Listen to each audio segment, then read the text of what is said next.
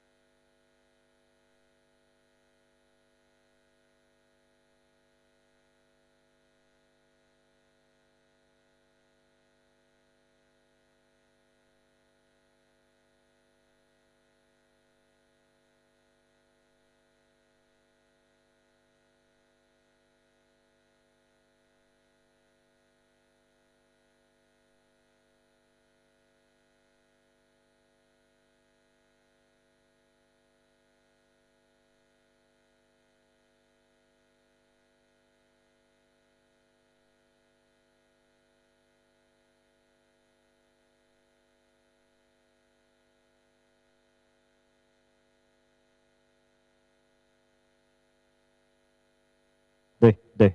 2, 10, 2, 2, 2. Test, 1, 2, 3. 2, 10, 2, 2, 2, 2, 2, 2, 2, 2. 2, 2, 2, 2, 2, 2, 2. Aici am semnal. Ok?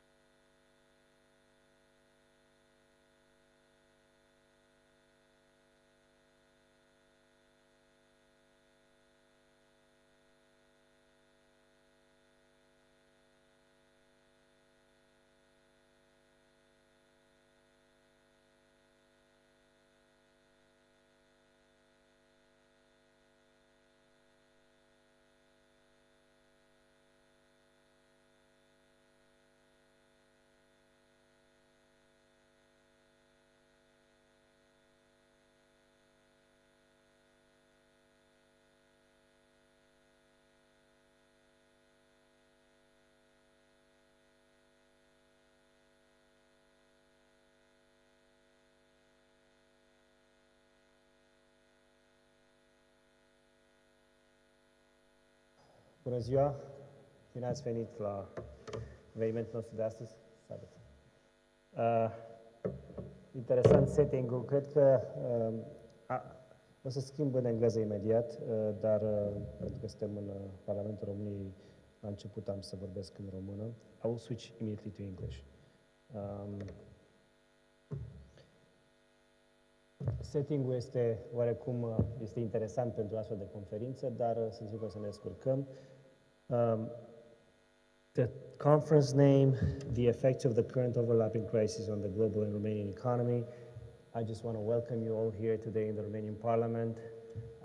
I wish you that we have a great conference, and I'm sure the topics, as you know, are still developing as we're here.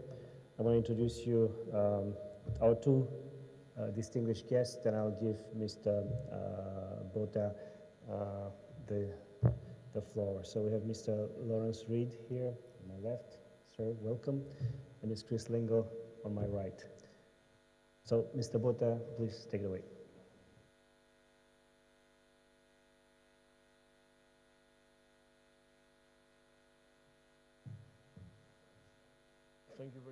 Thank you very much, Mr. President.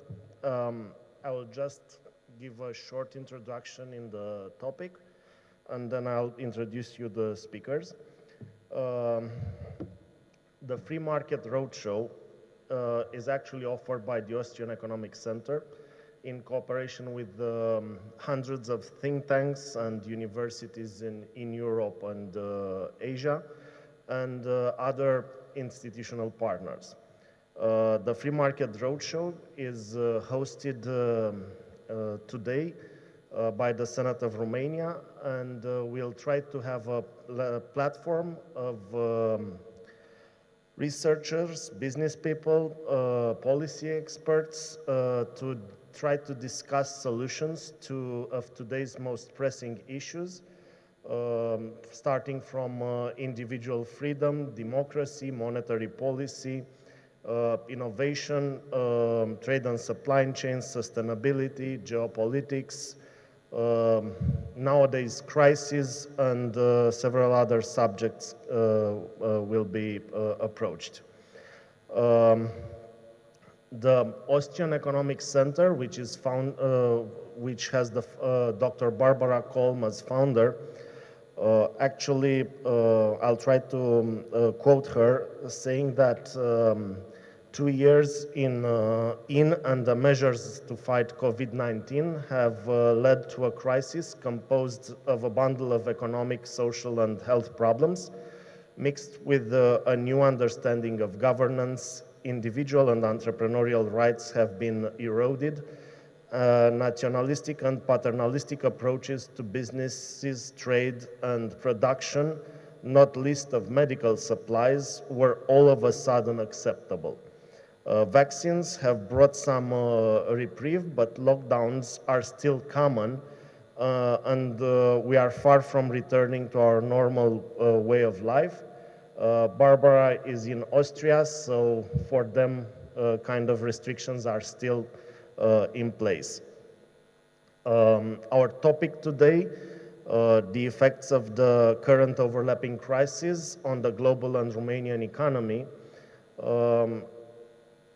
we'll try to approach different angles. There are several topics and crises that can be talked about. There are several points of approach on those, let's say, global problems that we are all facing nowadays. Starting from, let's say, government's approaches on the economic problems, and that's globally, it's generally speaking. Most of governments try to approach the problems and the crisis in a non-libertarian way. The free market is, in a lot of countries, encouraged only at declarative level, but no appropriate measures are sometimes taken. Starting from taxation and public expenditure, sometimes countries declare that they will try to do a more free market approach, but unfortunately, just a few steps are taken in on that side. There have been a lot of talks regarding quantitative easing and helicopter money as a solution for economic crisis, but from the free market point of view, that approach is probably the wrong approach, starting at the beginning from an approach in which everybody presumes that the interest rates will decline. Monetary expansion and inflation, I would say it's another type of crisis that several countries in the world are meeting, and the solution to this problem is never going to be using fiat currency or creating money out of thin air, like most of the countries do. In the last weeks or month, there are several other crises that emerged. The Ukrainian war, which is not actually just a regional conflict. It has effects on the whole global economy. All the countries in the world are affected by this war, not only by the humanitarian approach, but also the economic implications. That came together as a package with the energy crisis that is mainly hitting Europe, let's say. The European dependency of Russian gas and oil should be probably regulated, but not by rules and laws, but maybe by free market and access to free market. Another point of approaching today's crisis is the supposition that the US dollar supremacy will end, and there will be the rise of the Chinese currency as a reserve currency, which is a debatable point of view, and probably in time we'll see if that will happen. Our first speaker is actually the president of the Romanian Senate, Mr. Florin Câțu. He's an economist with professional experience, starting with experience in the United States, New Zealand, Luxembourg, and Romania. He worked for the Reserve Bank of New Zealand, where he specialized in macroeconomic modeling. He joined the European Investment Bank afterwards, and since he returned in Romania in 2005, he started as a private consultant, recruited by a Dutch bank in Romania to help setting up the economic department of the bank. And he kept on the consultancy part until December 2016, since he took up politics, became a member of the parliament. Afterwards, he was the Minister of Finance in Romania and the Prime Minister in Romania. Nowadays, he is the President of the Senate. He is known to the public as an economist that upholds economic freedom, free market and property rights, as well as transparency in public policy. He opposes pro-cyclical monetary and fiscal policies, and the solutions that he offers empowers individuals and restore their freedom of choice. Mr. President, you have the floor. Thank you.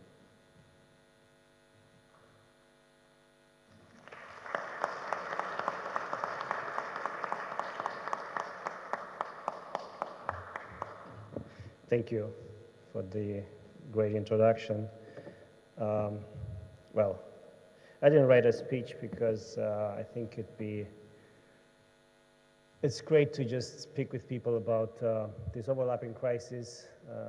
You don't have to write a speech. I just going to tell you my experience in government for the last couple of years, because we had overlapping crises and we had to deal with them. As a free marketeer, you know, I don't think I've ever been a libertarian being put to test like I was in the last 2 years. And some of the things I did as I expected, and some of them I didn't, and I think this is the setting where we should actually debate if that was correct or not. But it's good to be talking to people that believe in free markets. And you know, this is nowadays it's harder and harder to find this public discourse in the mainstream. It is being cluttered by a lot of populistic and very left ideas coming from the left. So without further ado, yeah, when I entered politics in 2016, I entered as I am today, the same guy, as a free marketeer, and trying to, so the attempt was to change Romanian economics, the Romanian economy, the structure of the Romanian economy for the better. And when I say the better, it's where an economy where prices are used to reallocate resources and not decisions by the government. Basically, this is what we believe in, that, you know, it's the wisdom of markets that should be the ones allocating resources, not a decision of some bureaucrat, minister, prime minister, indifferent of their background, education, or whatever it says on their CV. I think, you know, we should all be humble enough to understand and to see that actually, you know, the information that markets are giving us, it's much, much better and more efficient than what we have. So in 2019, the party I'm a member of, the Liberal Party, ousted the socialists, and we took power as a minority government. At that point, we said something that I still keep today. We wanted to show that if you actually, you can increase actual revenues without increasing taxes. You can increase revenues even though you lower taxes. All you have to do is to have the government act as a partner with the rest of the economy. So my bet was, if the government pays its invoices in time, if the government doesn't, you know, coerce private companies into doing things, if we allow the market to decide prices, then revenues will increase, and then we could have, you know, expenditures. Of course, we said that we're going to look on the expenditure side, and we're going to cut any expenditure that was not productive, or we slow their growth. There's, you know, a few of those things. A few months into the being in government, we were hit by a negative shock, which, you know, it happens. This is something, you know, and all of you know that forecasting, it's just really a messy business, and whoever says that they can forecast well, it lies to you, because nobody can forecast, you know, perfectly. So we're hit by a messy, by a shock, a negative shock, which is the pandemic. And basically, no one has foreseen that we had to close the economy down for 2 months. This is something that, you know, no economic model can tell you how to react to. You have an economy and you close it down for 2 months, but then basically you have, if you don't pay invoices to your wages, or if you don't, you know, if you don't continue somehow in the background, then everything stops, and it's just a total collapse. And that was the challenge. The challenge was how you keep the production capacity going, because, you know, you have to assume that the pandemic will end at some point. So how do you keep the production capacity intact? You keep the labor force intact, ready to come back to work, and, you know, pay wages for those people that are in the private sector, but also in the public sector, but also the private sector should be, you know, contained. So there's few measures that are seen as interventionist. You know, we have to admit that. At that point, when the economy was closed down, we had to do something. So I looked at what happened in 2011. And we said, at this point, should the whole economy share the cost? So, for example, technical unemployment. Should the cost of technical unemployment be borne just by the company itself, or we should spread this cost around in the economy? There are people actually, the decision to close down the economy was the government decision. So we had to, decide how we spread the cost. We know these people will be staying home because it was the government decision. We wanted not to spread the virus, and the reason was that if we allow the virus to be spread, then there's big costs on healthcare system and everything. So we had to take that decision. So then I said, well, let's just have the technical unemployment costs borne by the government, and then we spread the cost throughout the society, and that means we all pitch into this effort. So those people that stay home, we pay 75% of their wages and things like that. In the same time, although there are a lot of calls to be very drastic, I was very adamant to keep a lot of businesses open. So I wanted to have the supermarkets open and talk to those companies, what do they need to have their supermarkets open. I wanted to have delivery. This was a business that just sprung during the pandemic. I wanted to have it open 24 hours. Although, the experts were telling us there's a risk, they can spread the disease. I said, it's a minimum risk that we should take also, but allow people to have this luxury. So it was that decision. We had another decision, a lot of those people that are staying home, they're not receiving all their wages, but they already have, they had invoices they had to pay, electricity, bank payments, et cetera, et cetera. So then there was a negotiation with the banking sector for a moratorium. And that was something done together with the banking sector, where some of the cost, so we spread the cost three ways. Some of the cost was borne by the banking sector. So they admitted taking a loss. They took a hit themselves. Some of the cost to the insurance of those measures was taken by the government, and some of the cost was taken by the clients themselves. So we spread the cost three ways, and it worked. Finally, in the end, not that many people used the facility to postpone their bank payments. We assumed there will be millions, but actually were 300,000 or 400,000 people that did that. Otherwise, people actually kept paying their rates, bank rates. Maybe it helped because they have technical unemployment. So those were two of the measures. And the third measure, we were looking around Europe, and most of governments said, we're going to give subsidies to companies. We close them down, we're going to give them subsidies. My problem was that if we give subsidies, we could actually, you're not able to weed out the bad companies. You're actually saving everyone. So we said, okay, we're not giving subsidies. We created the program called MMA Investment, where we'll give companies loans, but there's no interest for a while, and they're 100% guaranteed by the government also for a while. So this way, you have companies, if they know their business is going to continue to grow, they can actually decide themselves to take the loan or not take the loan. And we've seen that actually that program has been even now the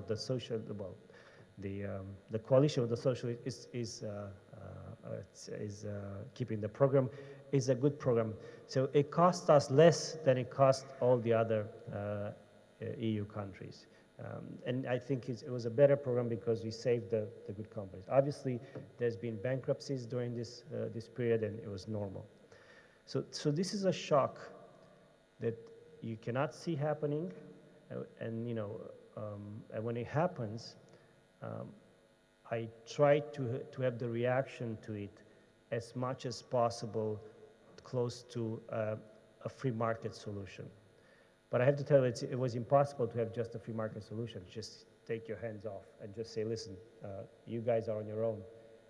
Just the things were too interconnected, and it could not have. But what I wanted to do, and this is, I think, is the challenge for when you work in the public office, for anyone that believes in free markets, is that every decision you take has to have, has to limit the intervention as much as possible and to allow the decision to the ones that actually take the risk and the capital.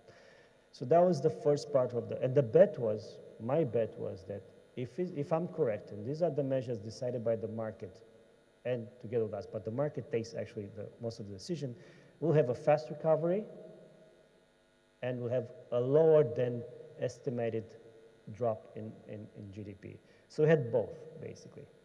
Romanian economy had a recession, but at lower impact than estimated by all the institutions and by everybody else, and we had a faster economic growth by any account. And last year we started the year estimating an economic growth of 4%, a recovery of 4%, and actually we did around 6%.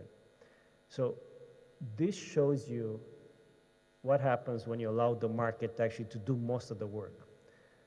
Now we come back to this year, another shock, another negative shock. I'm not there anymore, so I'm speaking from the outside. You have another negative shock. You cannot blame anyone for not foreseeing the shock. It's something that nobody has saw coming. Maybe the intelligence guys saw it coming, whatever, but in the government, I'm sure they didn't know there was going to be a war. So you have a negative shock that's affecting you, other things. It's affecting the energy market. But this shock, I say, it's easier than the one in 2020 because markets are functioning. You have to remember that in 2020, in March, none of the markets were functioning internationally. And we went internationally and borrowed money, and we borrowed a very low interest rate. So it's all about trust. So this year, the solutions actually we see are a bit different. There are solutions that actually are imposing decisions on companies. They're mostly subsidies. They're transfers coming from the government to people, but they're not actually solutions that allow the ones that have the capital, they risk their capital to decide how to do things. So my bet is, and we'll see in a few months if I'm correct, my bet is that this year we'll have a lower, or let's put it this way, the economy will have a worse year than estimated, and the recovery will not happen as fast. It's actually going to be lingering for a longer period. So, I'm trying to give you the whole picture now. When you are in office, you'll have shocks all the time. There'll be shocks all the time. There'll be something happening. And if you spend your time trying to estimate the shock, you're spending time in the wrong part. Because you're never going to be able to estimate the shock, where it's going to come, when the recession is going to come, how big it's going to be. All you can do is to prepare the economy, so you have a flexible economy, and that's what he did throughout the last year, digitize it, making it more digital, making labor more flexible, et cetera, et cetera. So this is one of the things you can do. But the other thing you can do is to be prepared when the shock happens to take measures that allow most of the decision to be taken in the market, not by the government. This way, you guarantee that the shock is mitigated, so the impact of the shock is lower on the economy, but actually the recovery is faster. That's the best you can do. This is my experience in government as a free marketeer dealing with two different shocks. So again, we had a terrible shock in 2020. The economy, because we took the measures that were closer to the market, the economy dropped lower than expected, but it recovered faster. Now we're in a different situation. The measures are mostly from the left, with subsidies, transfers, things that, you don't have to take any decision. You just take the money in your account and do whatever you want to do with them. You just increase the deficit. And we see that. We see that actually inflation is higher than expected, and the central bank is coming from behind and is not able to control it. We see interest rates are increasing. So my bet is that this year the economy will actually go to zero recession, and then the recovery, it will take a long, long time. Bottom line, I think it's the solutions are with the free market always. The last 2 years have shown that, and in our quest to actually have lower, more efficient government, smaller government, has proven that this is the only way. And I think this is a very good test for what we, try to show to the world, that when you implement solutions that are market tested, everyone is benefiting from them. Thank you, and have a great conference today. Thank you very much.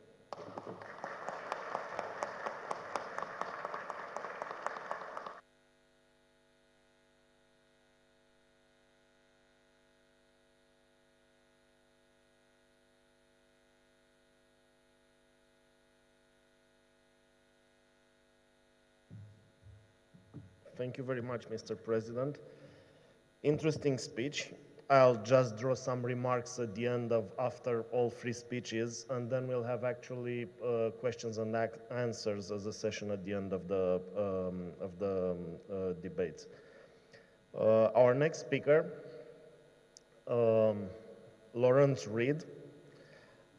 He was the president of the Foundation for Economic Education since 2008. Then he went to an honorific function there as well. He was part actually of the board of trustees of the Foundation for Economic Education since 1990s. And he's writing and speaking about economic education since 1970s. Prior to becoming the president, he served for 21 years as president of a Center for Public Policy in Michigan. He taught economics full-time to several universities in the US. He is actually a champion for liberty. Larry has authored nearly 2,000 newspaper columns and articles, and dozens of articles in magazines and journals in the United States and abroad. He has authored or co-authored several books. The most recent being Was Jesus a Socialist? This is a major expansion in the 2020 of an earlier essay of his. His interests in political and economic affairs have taken him as a freelance journalist in 87 countries, almost close to half of the countries in the world, on 6 continents. He's an advisor to numerous organizations around the world. So let's hear Larry's speech. Larry, you have the floor.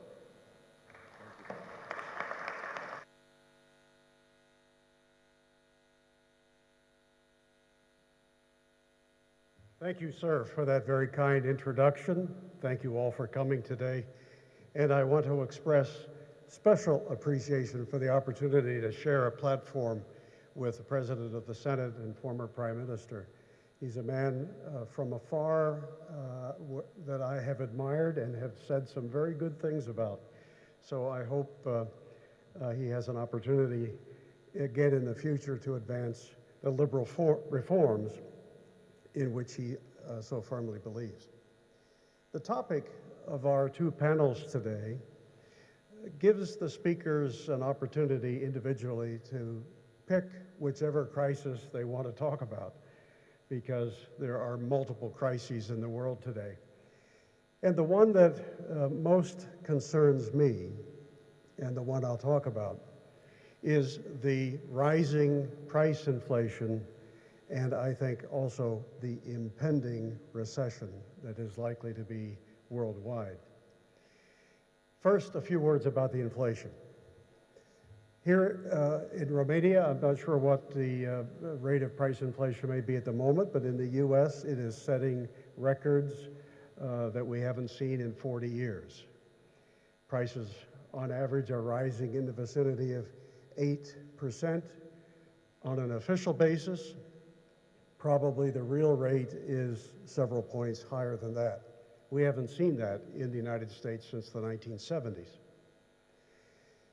It's important when discussing inflation to define the term properly. If you were to take to the streets of any city, perhaps in the world, and ask ordinary citizens, what do you think inflation is? I think most people would say it's rising prices. But as an economist of the Austrian school, I have to tell you that that's not what inflation is. Rising prices are one of the consequences of inflation. They follow the real inflation. They're a sign that you have conducted inflation, but they are not the inflation itself. It's sort of like saying, what causes rain? Well, the answer to that is not wet streets, right? Wet streets are a consequence of inflation, or of rain, I should say. You have the rain first, and then you have the streets getting wet. I think the proper definition of inflation is critical if you're going to examine where it comes from and what to do about it. I define inflation not as rising prices, but rather as an increase in the quantity of money and credit, especially an increase in the quantity of money and credit that exceeds the demand for money and credit. And we have seen a great deal of that, not only in the United States, but pretty much across the world in recent years. You know, one of the never-ending problems of those of us who sometimes advise those in government is to try to get them to think long-term, to don't think of simply the here and now, right at the moment, but think of the long-term consequences of things. If only we could get more in government to do that, I think a lot of the mischief that is conducted as policy we could avoid. Inflation is first and foremost, as Milton Friedman put it, a monetary phenomenon. It is an increase in the quantity of money and credit in excess of the demand for money and credit. The question then we must ask is, okay, if that's what it is, who does it? Who conducts it? Where does it come from? You know, if you change the definition, you change the responsibility, right? If you define inflation as rising prices, well, then you might be led to conclude that the culprit in inflation would be people who own stores. They keep raising prices. Or it's Saudi oil sheiks, it's OPEC, it's fill in the blank. It's everybody but the actual monetary authorities. But if you define inflation as an increase in the quantity of money and credit, and then ask, okay, who does that? Where does that come from? You're led into very different directions. And of course, across the world, for decades now, the source of inflation has been the monetary authority of central governments, the central banks and their allies in the government of each country. You know, even Milton Friedman, I've cited him now twice. I'm of the Austrian school, not precisely of the same school of thought he was, but I admire him for his many fantastic insights. Even Milton Friedman, who wouldn't go quite as far as, say, I would when it comes to addressing the inflation issue and getting government out of the money business altogether, he nonetheless once said that money is too important to be left to the central bankers. That's a profound statement. Even Milton Friedman believed very strongly that central bankers would invariably, with the power that they have, would mess things up. That the important role of monetary reform must be to put markets back in charge of money and take politics as much as possible out of the business of the production of money and credit. I think he was right, although we can argue about what those proper solutions would be. So the definition of inflation is critically important. If you go back to 9/11 in 2001 in the United States, the response of the American Federal Reserve System, the monetary authorities of my country, was to immediately begin expanding the quantity of money and credit. It saw an impending serious economic crisis, partly because of 9/11, so it immediately began depressing interest rates, expanding money and credit, and it did that for an extremely long period of time, for quite a few years, 6, 7, maybe 8 years. And then by 2008, we began to see a reversal of policy on the part of the Fed. It began to raise interest rates to choke off the growth in the money supply. And what was the painful result of that? The 2008 crash. We see this cycle over and over and over again. You have government and its central banks inflating money and credit, and in the short run, things look pretty good. But it sets the stage for an eventual correction that is going to be very painful when it finally happens. It sets the stage for interest rates at some point to stop falling and begin to rise and to help choke off the economic growth. And we saw that by 2008. Interest rates had begun to rise, and we saw a full-scale recession. Some places you might even say it was a depression. This is the merry-go-round that we seem not to get governments off of. They do this over and over again. You'd think we could say, well, okay, but they learned a lesson with the painful 2008 correction. Wouldn't it be great to look back and say, they did not resort to the inflation again of money and credit that caused the recession or depression of 2008.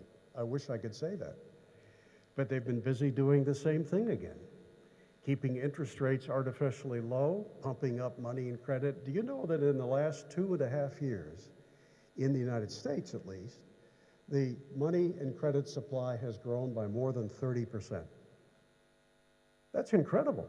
You cannot have a sustained period of time of artificially low interest rates and such massive increases in the quantity of money and credit and not set yourself up someday for a painful correction. It's often there's an analogy that's often been used, I think is very instructive, of a man who goes to a party. And while he's at the party, he drinks like a fish.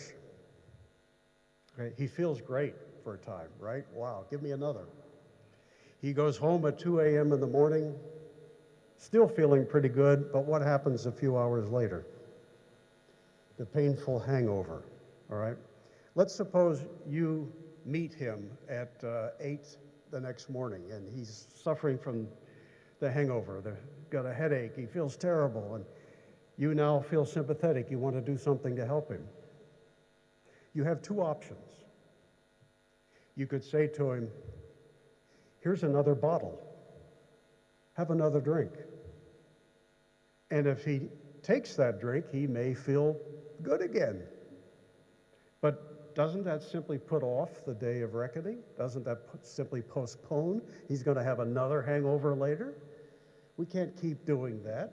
Instead, if you really want to help that man when he's in the midst of his hangover, what would you do? You would say to him, you know, you feel terrible at the moment. But this moment is not the time when the damage is being done. You did the damage last night when you were having a good time. You didn't realize it at the time because it felt so good, but you were setting yourself up for this painful period the next morning. So really, you should wind the clock back and say, don't drink like a fish at the party the night before if you don't want a painful hangover the next day. The problem with central banking these days, and with so many others officials in government, is they only think short term. They don't think long term. They think, oh, we've got a crisis. What can we do? Let's do something for the moment, even if it produces painful consequences and results down the line. We'll let somebody else take care of that. That doesn't solve the problem. That's not fixing the fundamentals. You know, the economist John Maynard Keynes of Great Britain, who had so much influence in the 20th century, was once asked something of this nature. Mr. Keynes, if we follow your advice and government gets bigger, spends more money, prints more money, won't the value of the currency fall and maybe someday become worthless? And his famous reply was, in the long run, we're all dead anyway. Now, does that really make sense? Is that the kind of policy that you want? Do you want governments to just do what may seem good for the moment? Do you want it to simply give the economy another bottle so that it could get drunk again? If so, you're not thinking about what happens afterwards. You're not thinking long term. So I find time and time again that those of us who interact with government officials, we're constantly having to remind them to think of the long term. There are a lot of things you can do in the moment that may make you feel good, for which you will pay a painful price later. So why do that? I fear that that's a lesson that governments all over the world have still not learned. And so that we are setting ourselves up again for a painful correction. Right now, we're beginning to see the early signs of it. You see price inflation at 40-year highs, not just in the US, but in many places. Interest rates are still artificially low. Central banks are beginning to raise them, but look at the difference between nominal interest rates and price inflation. You have price inflation in the US at say 8%, you got interest rates at 2%. What's the real rate of interest after inflation? It's negative, right? We're still artificially throwing money on the fire, which means at some point to deal with rising price inflation, central banks like the Federal Reserve will have to substantially, dramatically raise interest rates. They have no choice. If they want to choke off the problem of rising price inflation, they're going to do what they've always done. They're going to take the bottle away from the party. They're going to raise interest rates. They may have to raise them far more than almost anybody today anticipates as a way to stem those dramatically high rates of price inflation. And that invariably sets you up for the painful corrective phase of the business cycle called a recession or depression. It is so sadly mistaken when critics of capitalism or free markets claim that the business cycle is part of free markets. The critics of capitalism and free markets love to say, see, when you have capitalism or free markets, you will have these painful business cycles, booms and busts. Well, it's true under socialism, you don't have that so much, right? Because all you have is bust.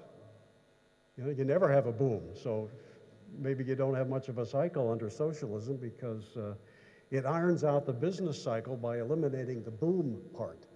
So you end up with a kind of a permanent bust or recession or depression.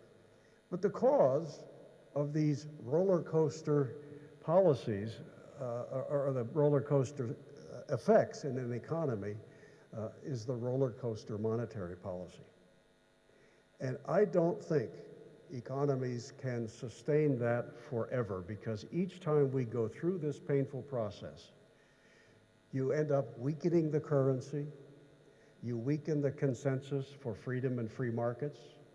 When recessions happen, people kind of go crazy and they begin to endorse policies of government that in normal times they would think would be stupid.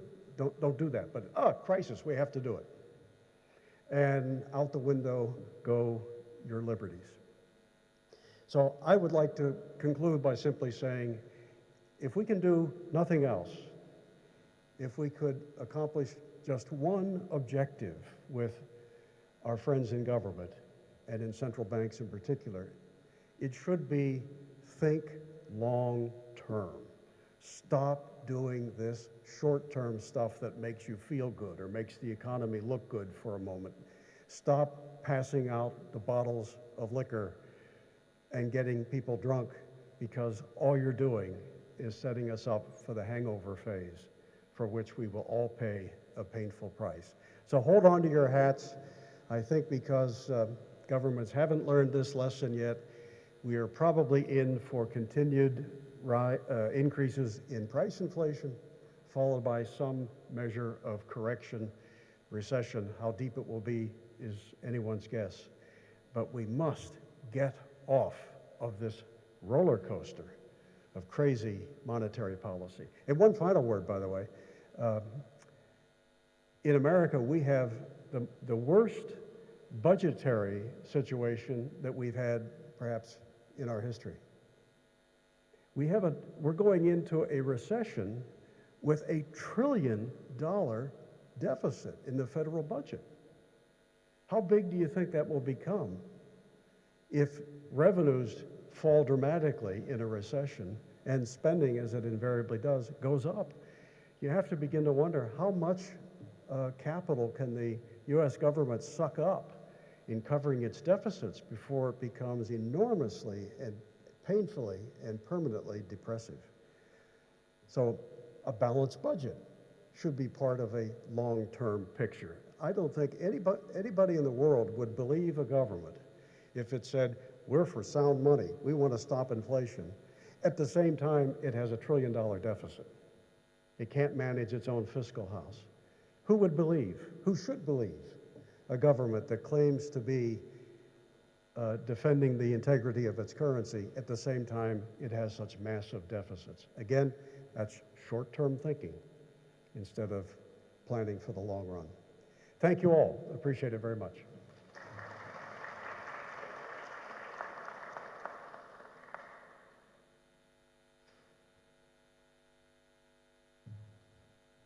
Thank you, Larry. Just to make a short joke, why I think long-term, even we'll be, at that point, we'll all be dead at some point, so why think long-term?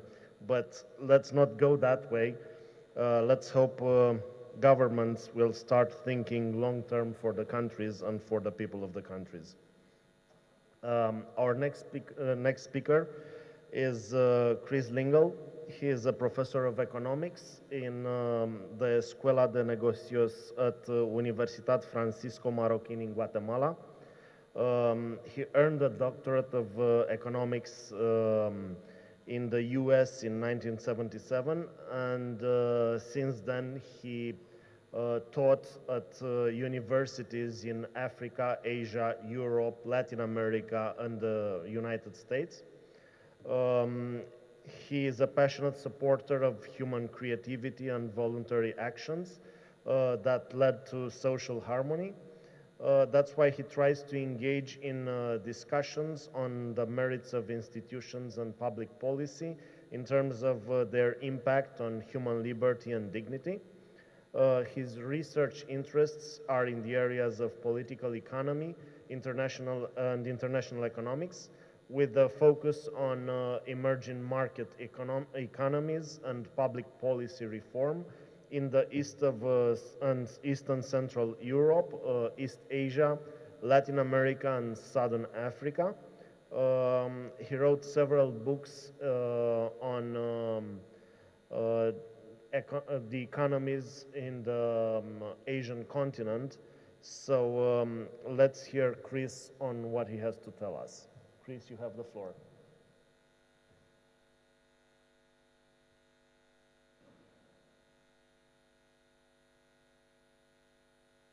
I suppose it would be impolite to say it's a good thing that in the long run Keynes is dead, but unlike him, I plan to live forever. So I'm deeply concerned with the state of affairs that we are left with, given that many of his followers have interpreted his insights as basically a blank check to run the kind of budget deficits that Larry alluded to. Now, I'm going to take a slightly different approach to the issue here, and I'm going to try to really touch on just 2 points. How do we get to these crises? Larry talked about a particular aspect, and I think the other speakers may as well. And then what would we expect to resolve these crises? So the first part will be somewhat pessimistic, and I hope the second part will be a bit more optimistic. Now, how do we get here? Well, we know what the crises are. We could talk about the collapse of many economies based upon COVID policies, not based upon a disease or a virus, but the policy choices, the poor policy choices that were made by governments around the world, following, by the way, an autocratic and dictatorial regime, a Leninist regime in Asia, China, that is. So I think what we need to understand is that we really could think of this in an umbrella concept, that this is where we are today with respect to, and of course the other crisis is the Ukraine-Russia conflict, the special operations as we are told to believe it is. We're really facing a crisis of leadership and governance.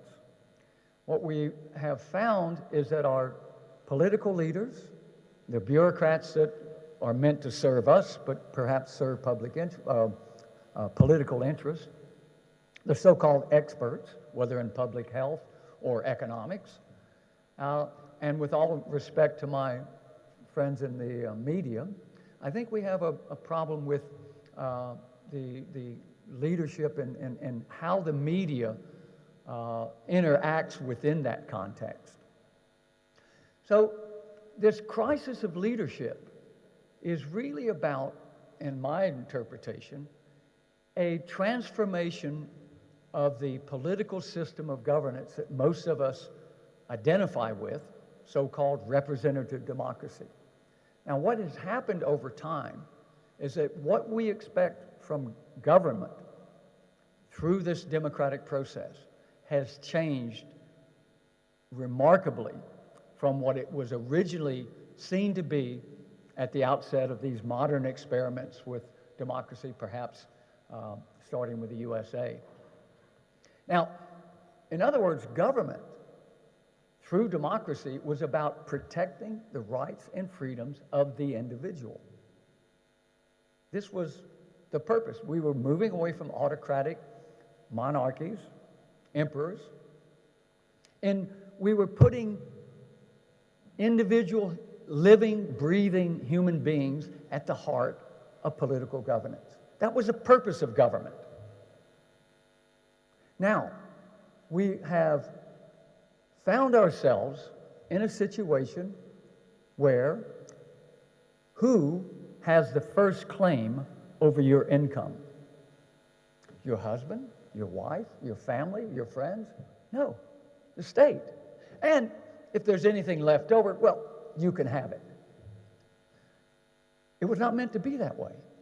Why do we have taxation in the beginning of this idea of modern democracy?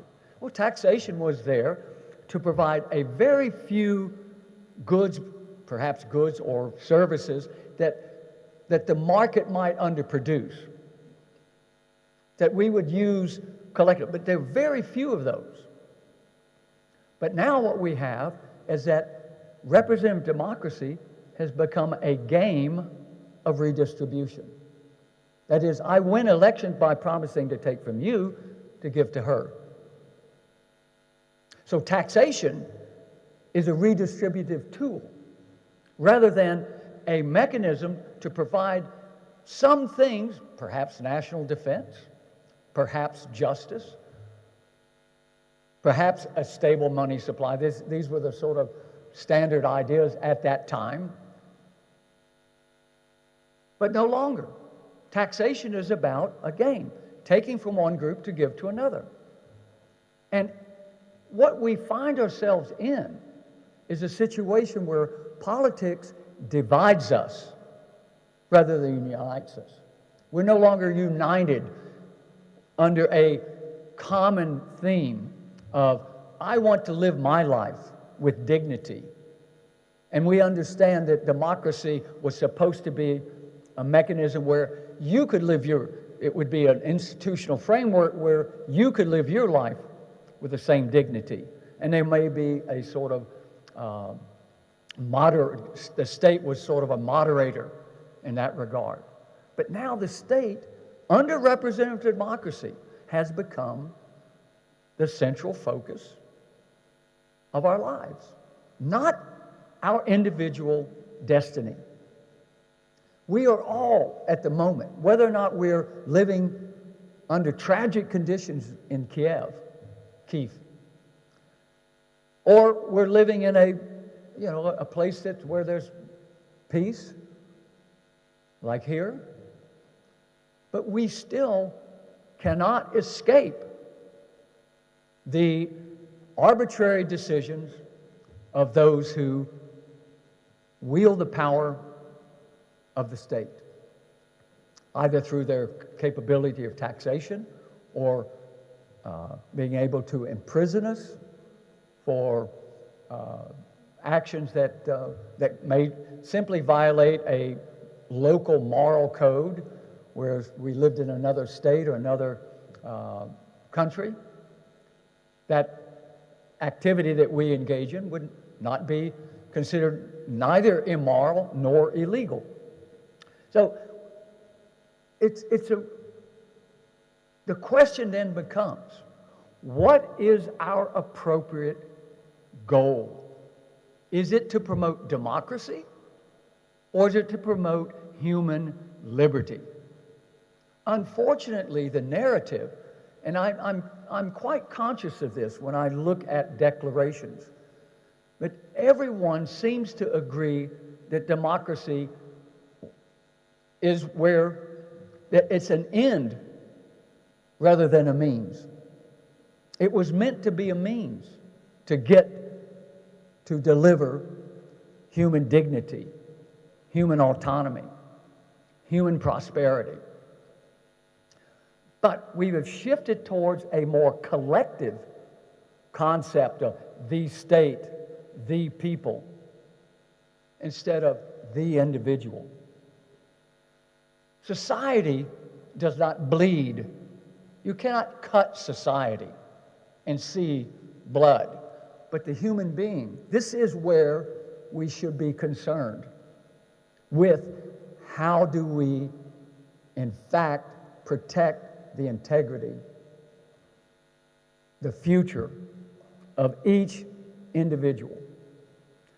So we need a shift in sort of focus in that regard, I believe. Now, the idea of crisis, years back, I became a very strong opponent to using the term crisis, partly because Karl Marx introduced the term crisis into the vocabulary of economists by talking about, these inevitable crises because of the internal and fatal contradictions of capitalism. Well, so I did an online search for how many times in the economic literature the term crisis appeared. And it was very seldom. There were the Great Depression, things like that, and a few economic downturns in the 19th century. But economists that were not Marxists very seldom used the term crisis. Until about 1984, when we began to see the term become not only used by economists, but by journalists. The Latin American debt crisis was one of the can be almost seen as a breaking point there. And since then, we've had successive and often increasingly larger crises in economics. And the terminology has become, the term crisis has become used, it's part of our daily life. Whereas it wasn't once. It wasn't part of the mainstream economist vocabulary. So what we see, I would suggest to you that especially those crises that either had regional or global impact can be traced to a crisis of leadership. Either in the particular country where people made bad decisions. The Latin American debt crisis was pretty much like what it is now. Many Latin American governments simply borrowed too much because they were paying an interest rate which was below what they should have paid given their capacities to repay their debt. But I met a German banker when I lived in Luxembourg at that time, and she was going to lend money to all these, she worked for one of the Landesbanks, And she said, well, it's no problem. They can repay their debt because they can raise taxes. And I looked and I said, oh my God, we're in trouble when we have people like that. And of course, government officials love that sort of story. But look what happened to Greece. Greece tried that, being a member of the Euro. They overextended themselves, and they fell into crisis. Now, every country in the world is poised to look like Greece did some years back because of the excessive borrowing based upon artificially low interest rates. And the direction of change can almost only be that interest rates can and will go up. And when they do, that's when we're going to see a very serious correction along the lines of what Larry said, because the debt market, which is already in astronomical territory, the value of the debt market is roughly 4 times the stock market capitalization, the global stock market capitalization. So the problems that we face, the biggest problems we face, are going to come from the debt market, the collapse of bonds, bond markets. When interest rates go up, bond prices are going to collapse. Now, so this idea of crisis, we have to understand, in many ways, is a self-inflicted wound. And it's in large part because our leaders, our political leaders, the experts that advise them, have failed us. But in a way, they're not totally at fault. Because what happened is that they're responding to the incentives generated by representative democracy. But it's also because we didn't understand that representative democracy can only survive if the power of the state is limited. Because once the power of the state expands, and the purpose of the state is to redistribute income and wealth from one group to another, then it's only a battle between those forces that will divide us. So we'll be either the makers, as we say, the producers, or the takers, the recipients. The recipients want more. You won't give us more. You're evil. You're wrong. Capitalism is selfish, whatever. And the producers are saying, why should I give? I've given enough. The results are not there. It's not improving people's lives. So we become more and more divided by an institutional arrangement that was supposed to unite us as human beings. I accept democracy because it protects me and it protects you. The only way it can protect me is to protect you. It's not what it's about anymore. It's to take from you to give to someone else. It was not meant to be this way. So we have to recapture the appropriate goal of governance, political governance, the protection of human liberty and the rights of the individual to live a dignified life. And we're not there. So these crises that we see, whether it's Ukraine and the conflict with the imperialist forces of Russia, or we look at the destruction of livelihoods, dreams through COVID policies, that we're treating a new virus and the disease associated with it as though it was the Spanish flu revisiting us. It wasn't. These policy choices didn't have to be what they were. There were other options. I began exploring those other options in March of 2020 when it evolved. I haven't changed my perspective on it. It's been very frustrating to see decisions made about our lives and fortunes based upon bad medical and scientific advice. How do we get out of these crises? That's my second theme. It's only through individual initiatives and private action. Because if I'm correct, as I've suggested to you, that we cannot trust the leadership, because again, it's not the individual political official or bureaucrat. They're reacting to the incentives within which they operate. So we can't blame them, per se. All we can hope for is that we are able to see enough space given to private initiatives, to entrepreneurial insights. Because economic growth is not coming from the state. Economic growth comes from private sector initiatives. That's where we can hope for a recovery from these crises. So I'm optimistic.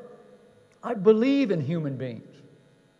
My whole focus of life in teaching has been to try to promote the capacity of individual humans to live their own lives as they wish, as long as it's peaceful. To not necessarily admire what they do, but to respect it, because you hope they respect your right to accomplish what you set out to live and to do. We got here in a way we were all, in many ways, to blame, because we were too focused on this thing that's gone wrong, democracy, and we did not give enough attention to human liberty. We were not alert to the fact that governments were taking over, because if the state has more power, you have less freedom. If the state has more resources, you have less, because the state produces almost nothing that it doesn't take from us. The state creates an institutional framework within which we make our decisions. And they can make that space larger or smaller. In that sense, they might be productive, but they don't produce, because nothing the state has that they didn't take away from us. That's just the nature of the beast. We lost sight of these things somehow. And so, should the glass be half empty or half full? Are you optimistic that the state within which you live will follow the ideas of expanding the scope of human liberty? Or will it be more of the same? Will the central banks be allowed to inflate the currency without any concern for the future? I mean, I'm really amazed at the capacity for people who are much more intelligent than me, that have attended better universities than I did. But they remain trapped in an economic model that tells them they're doing the right thing. Okay, if we have problems in the economy and we want to boost economic activity, lower interest rates. But didn't work. Interest rates weren't low enough. Make them lower. Make them lower. Make them lower. Zero. Make them lower. Negative interest rates. Negative interest rates? A child would not engage in a transfer where I promise I'm going to give you less than what you give me. You have to have a PhD in macroeconomics to believe that nonsense. So, how is it these people, well, they're just trapped in a model. They really can't believe. This goes against human nature. This is where we are. So, I hope I leave you with at least an idea that there can be a way out. And it's up to you, us, and our political leaders, if we're allowed to take that route or not. more human liberty, less outside control of our lives. Thank you very much.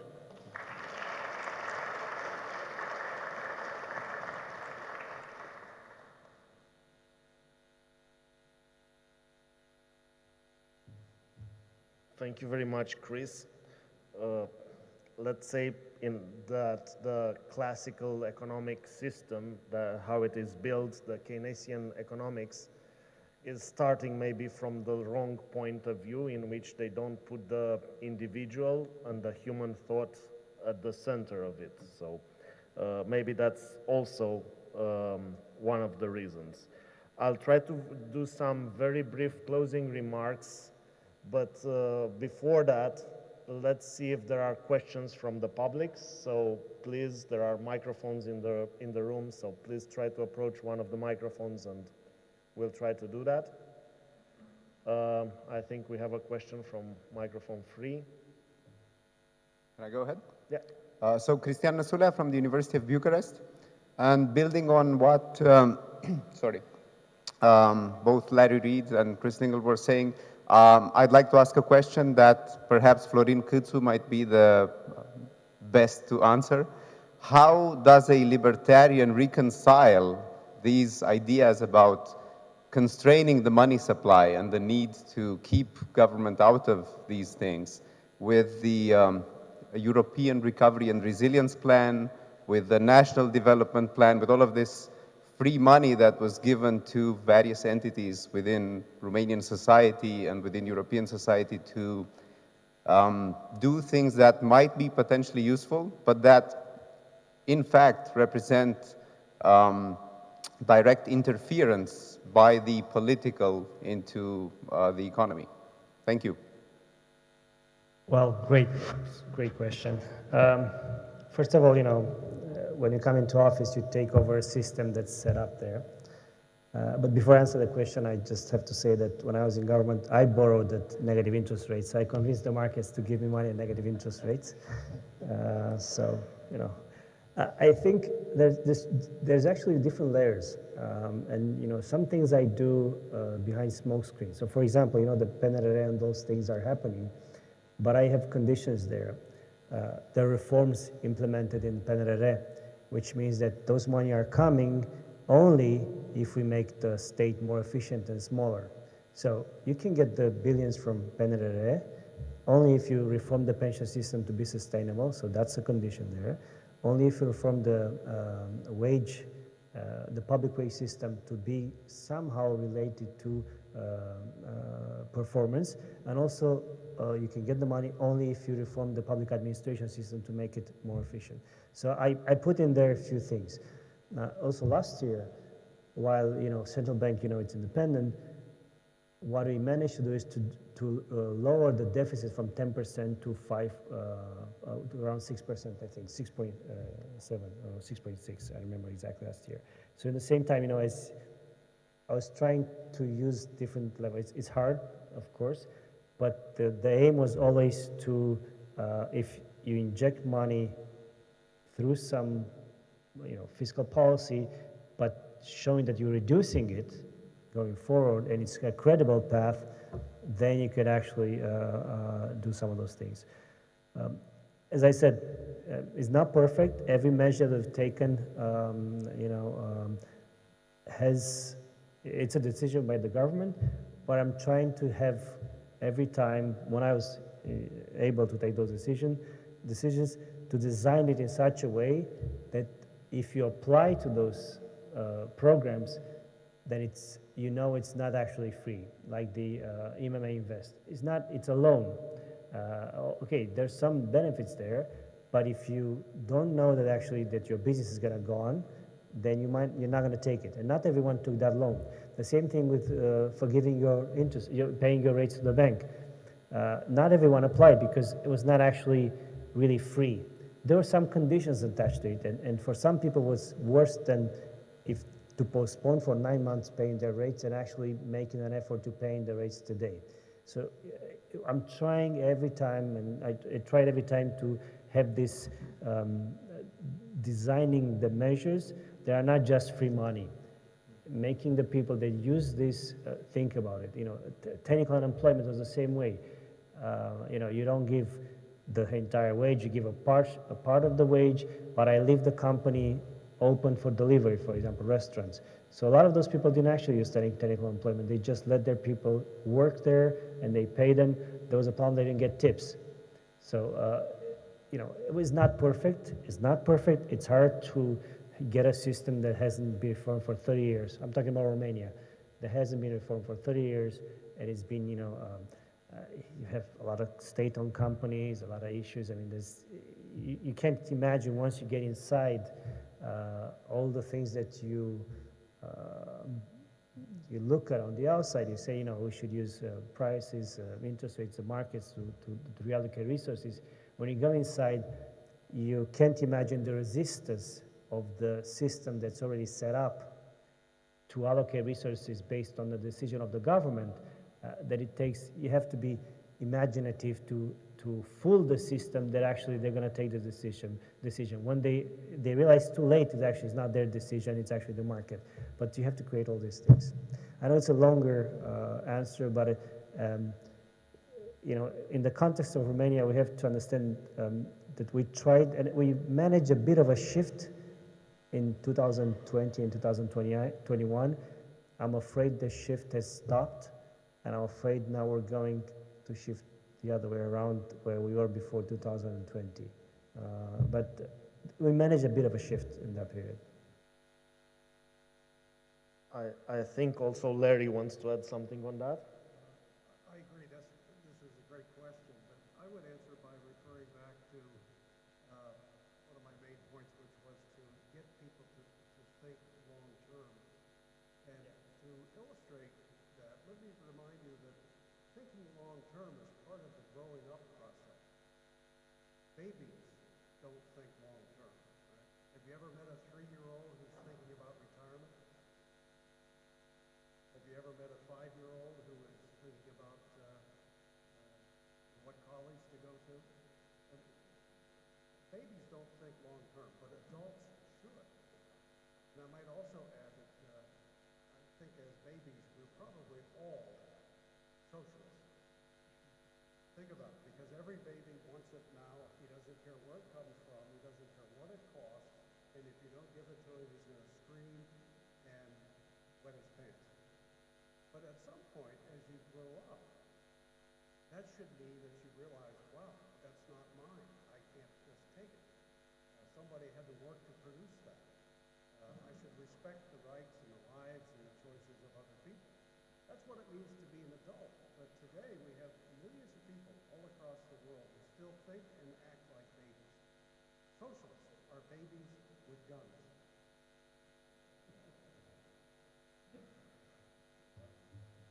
Thank you very much, Larry. Let's have another question, please, on mic 2. So, yeah. I have a question to Mr. Larry Reid, I think. So I have a question, which is, when is going to be the next recession or depression? Like, taking account that Biden aid, COVID-19, and we all know that America has a debt of $1 trillion, and everybody has a debt to somebody.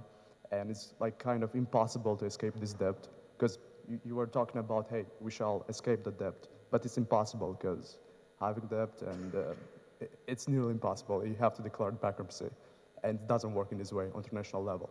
So the question is, when is going to be the recession or depression, and how is it going to affect Europe as a whole, like us, because, you know, America influenced a lot of the deal, which goes here in Brussels, here in Romania, and yeah.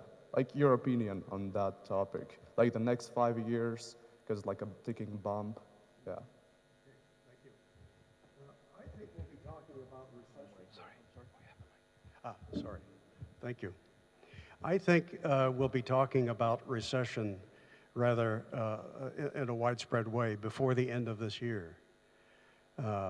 If it doesn't formally begin, we'll see evident signs of it with a declining stock market and rising interest rates, and a great deal of concern and loss of confidence on the part of consumers and business investors. So 2023 is likely, I think, to be a recession year. I have no idea how deep it will be. It depends a great deal on the reaction of government policymakers. When you look back at the Great Depression of the 1930s, you'll find that it too was preceded by a period of rampant price money supply creation. The money supply from 1924 to 1929 grew by some 66% in the United States. We call that the Roaring '20s. And everybody thought, wow, I hope this goes on forever. Then the Federal Reserve moved in the opposite direction, slammed on the brakes, began to hike interest rates dramatically, and we fell into recession. But what a lot of people don't realize is we didn't have a depression immediately. In fact, by the spring of 1930, after the stock market had fallen apart in the previous fall, by the spring of 1930, we only had 8% unemployment. That's not a depression yet, that's just a recession. The stock market regained half of the ground it had lost. But what took a recession and made it a depression were additional interventions by government, dramatically raising tariffs, dramatically raising taxes. The top tax rate more than doubled in 1932. So, you know, you can have a short, sharp, corrective recession that can be needlessly prolonged and made deeper if government doesn't do the right thing when it faces those conditions, if it responds by further interventions that only keep the patient on the hospital bed a lot longer than he needs to be. I just want to say one thing. It's true.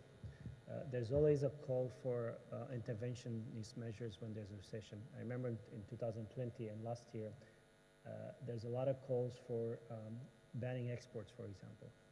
You know, there's a little bit of a crisis somewhere. It's like all of a sudden everyone's like, oh, we should stop. You know, we stop exporting some product, whatever. It was oil or something like that. And it was very hard in 2020 to keep people. And actually, there was an incident where the Minister of Agriculture taken a decision by himself to ban some sort of exports for wheat, I think. And basically, the decision was so poorly written that we banned exports of all the products that came out of wheat and everything. We created an international incident with the US and everything, and they had to take it back.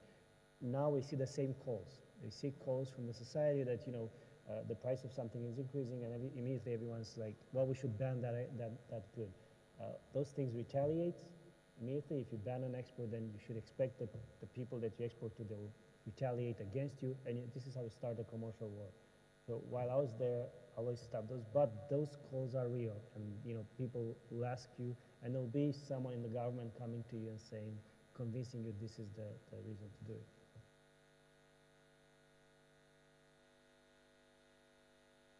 it. There's a problem that emerges. Some economists, and you know, if you ask a child, what would be the consequence of a war? Well, they would say, destroying lives, enslaving people through conscription, destruction of capital. It can't be good. But a PhD in macroeconomics would say, no,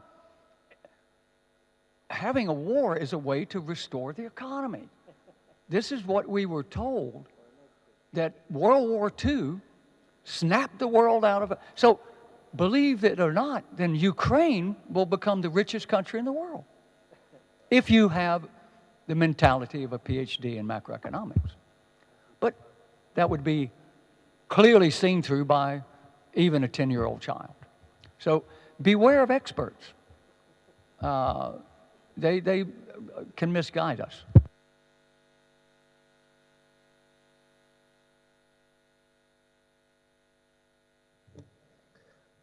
Thank you all. Let's take another question, please. So.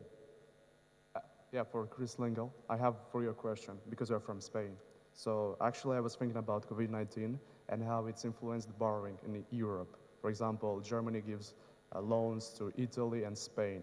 So by doing that, Spain and Italy, they are losing their influence. They are somehow became the slaves of Germany. So my question is, like, what do you think about that? Like, how it influenced this kind of borrowing? Because it's the same situation as Greece. Like, if you take into account what happened to Greece like 10 years ago, it's the same in a way.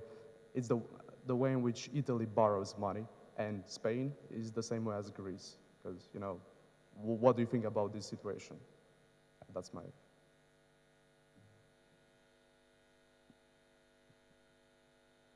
Yeah. Did you get the question? Summarize. One sentence. Try to repeat that, please. Try to make it much shorter. How COVID-19 influenced the borrowing in Europe? So we know that Germany gives loans to Italy and Spain.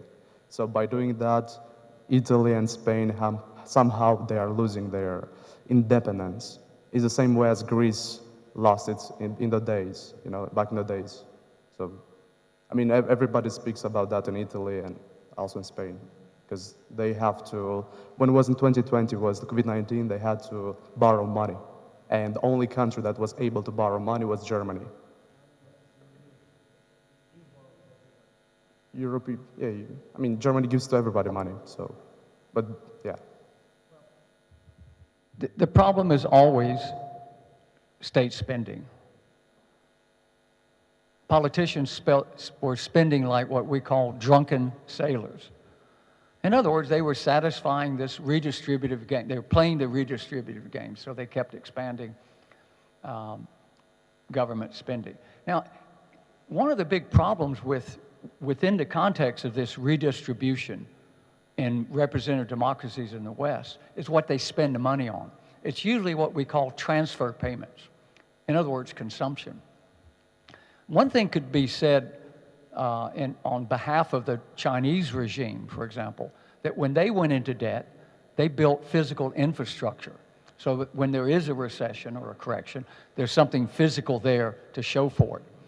In much of the West, it's just more debt obligations, you know, having to pay people for welfare and so on. So this is one of the problems with the debt being out of control. How to resolve that? Governments can only resolve in the same way that a company can, through default. And that default in the form of government can either be an outright default, say we're not going to pay, or through the price inflation, or through a collapse in the currency, which is more or less equivalent. So we will see one of those sort of, and maybe other things emerge as we try to resolve this 800-pound gorilla in the room, which is the debt market. I would say that it's not a problem of debt. Sometimes it's just a problem of how money is spent. Yep. And the better allocation of money and doing it in an economical way. So sometimes most of the governments usually complain not having enough funding, but they never look at how the money is spent.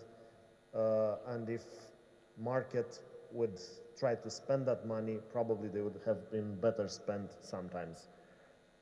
Another question, please, and we'll try to conclude. Good afternoon. Edward Axinte here from the Faculty of Political Science of the University of Bucharest. And I'm more curious in the philosophical aspect of this debate, because I think it is also very important. Put aside the economics issue. So what do you think is what are the causes that led us to the situation in which we have sort of a situation of tribalism in economy? So one group that takes from another group and vice versa. Because, for example, people like Ayn Rand would say that capitalism always lacked a moral foundation. So, for example, early economists like Adam Smith and what came after Adam Smith always interpreted capitalism as a mere, let's call it, as an efficient system, but not as a moral system. So is there where we lost, because the left always claims moral superiority regarding economics, so is there where capitalism lost its grip on government? Thank you. Thank you.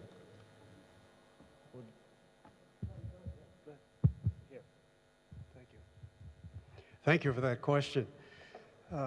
I've often been asked, no matter what my topic might be, people want to know, what do you think is the most important issue facing the country or the world?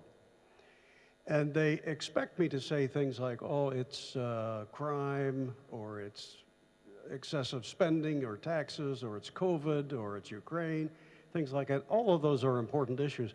But I always say this, the most important issue in every country at all times is character, personal character. Where do we, how do we come into these intractable problems? I think they stem inevitably from a deterioration in personal character. And by that, I mean things like honesty, speaking truth to power, putting truth on a pedestal and recognizing that it's of great value for its own sake. In other words, we become a dishonest people. That leads to endless problems. I don't see how a dishonest people can even be a free people for very, very long. Another element of character is intellectual humility, recognizing that as much as any of us might know, there's still a universe of knowledge out there that we don't know. What is the most unhumble place in Romania? We may be in it, right? They tend to be, in America, it's Washington, D.C. Why? Because those places are full of people who think they know best how to live your life. We have to get back to the notion that none of us are smart enough to manage the lives of other people. We have a full-time job managing our own. Also, things like responsibility, not blaming others for the consequences of our own poor judgments, courage, patience, gratitude. It all comes down to an individual level. What are the values that we're going to live by? And if we forsake the values of strong personal character, it almost doesn't matter what else we might get right. Because if you don't get character right, nothing else is going to matter. Nothing else is going to work. I don't know of any civilization in all of history that lost its character and kept its liberties. Thank you. Thank you. I just want to dispute, no, go ahead. I just want to dispute the thing about Adam Smith. I mean, I think he's got a better book than Wealth of Nations, The Theory of Moral Sentiments. And I think that's basically saying that morals and capitalism go hand in hand. I recommend that book. That's pretty good. Yeah, I wouldn't be comfortable trying to strip morality out of capitalism. Morality is the outcome of human actions.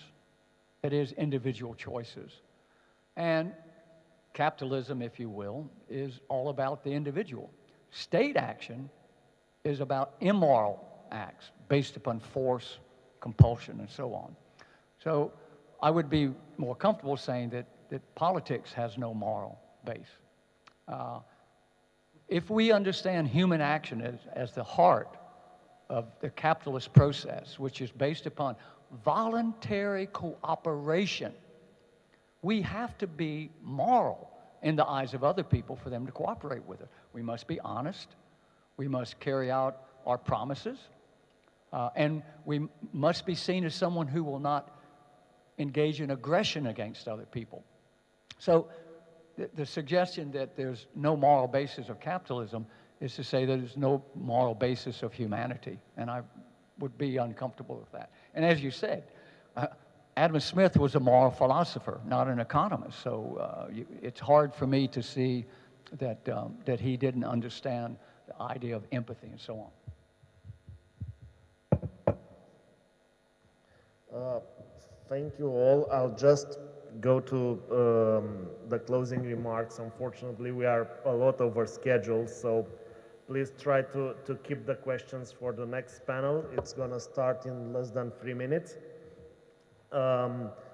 We've learned from Mr. President Kutsu that sometimes libertarian approach might work, even in small steps, but we have proof of that. We've learned from Larry that we need to have a balanced budget and that fiat currency might be a problem. and Chris told us that we should promote the capacity of individuals and we should focus on that. In the end, I would like to extend my gratitude and thank the President of the Senate, Mr. Kutsu, for hosting us and also for being a speaker in our panel. The organizers, the Austrian Economic Center, and especially to Barbara, who is the heart of it. I would thank the Romanian American University for co-organizing the Free Market Roadshow for a few years. The Ayn Rand Center in Romania as well for being a co-organizer of the Free Market Roadshow. And last but not least, to my colleague Alexandru Butiseacă, who actually brought the Free Market Roadshow for several years in Bucharest and made it possible. Thank you very much. We'll just take a very, very brief 3-minute break and then we'll start with the next panel, with the second panel. So please don't stay long.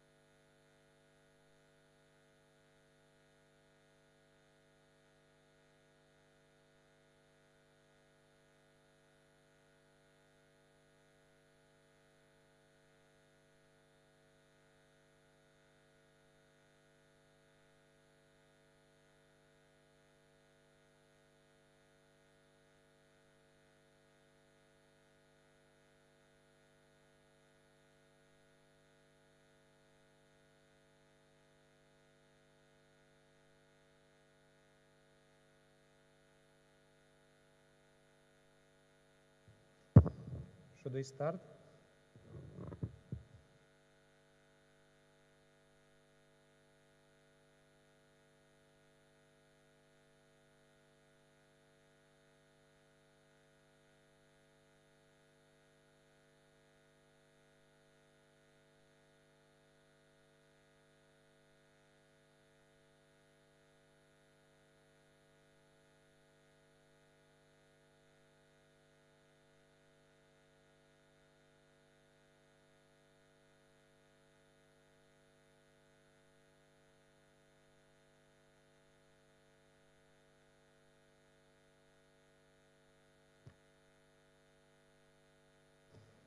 Come on.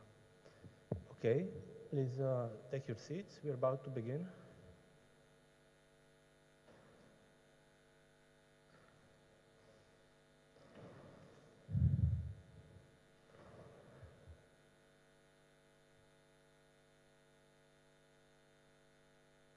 Well, hello everyone. My name is Horia Pauterpe. I'm the director of the Center for Institutional Analysis and Development, Eleuteria, and I have the honor of moderating our second panel for today. Welcome to our continuation of this year Free Market Roadshow Bucharest, which is focusing on the effects of the current overlapping crisis on the global and Romanian economy. We thank the organizers and we thank our hosts for having us today. And in what follows, we are going to enjoy the ideas and the perspectives of an exquisite new panel. I will first introduce the speakers we are going to hear from. First, there is Mr. Cristian Silviu Bușoi, who is the chair of the European Parliament Committee on Industry, Research and Energy, and a medic by profession. Then we are going to move to Mr. Alin Chițu, who is the Secretary of State at the Ministry of Public Finances. He graduated from the Academy of Economic Studies, and he's a fiscal consultant specialized in mergers and acquisitions with a wide experience in administrative development and development of administrative capacities within the states. We are going to continue then, afterwards, with Mr. Nikos Sotirakopoulos from the Ayn Rand Institute. Nikos is a visiting fellow at the Ayn Rand Institute and director of the Ayn Rand Institute Europe. He's also an academic advisor to the Ayn Rand Center in the United Kingdom and the author of Identity Politics and Tribalism, The New Culture Wars, and of the rise of lifestyle activism from New Left to Occupy. Afterwards, we are going to hear from Mr.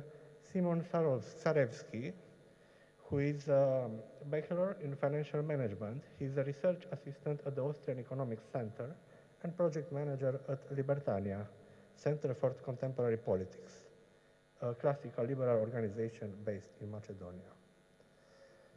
Before we listen to our speakers' presentations, let me briefly summarize what has been discussed in the previous panel and provide you with a synthesis and with a question. We have seen from all the previous presentations that we must focus on the role of the state in this crisis, which are now overlapping.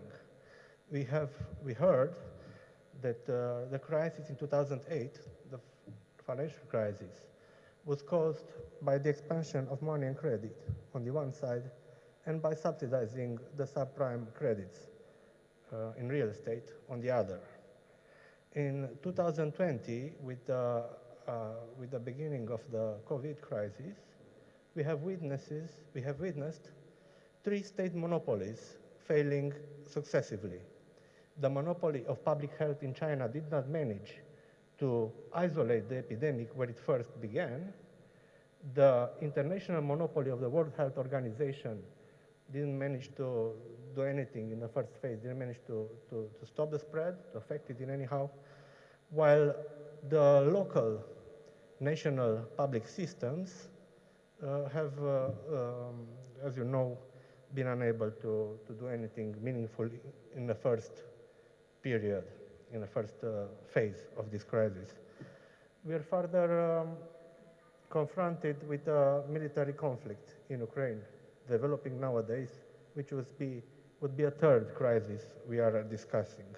The rest of the crisis, which we're going to come, financials, economic, and so on, recessions maybe, these are consequences.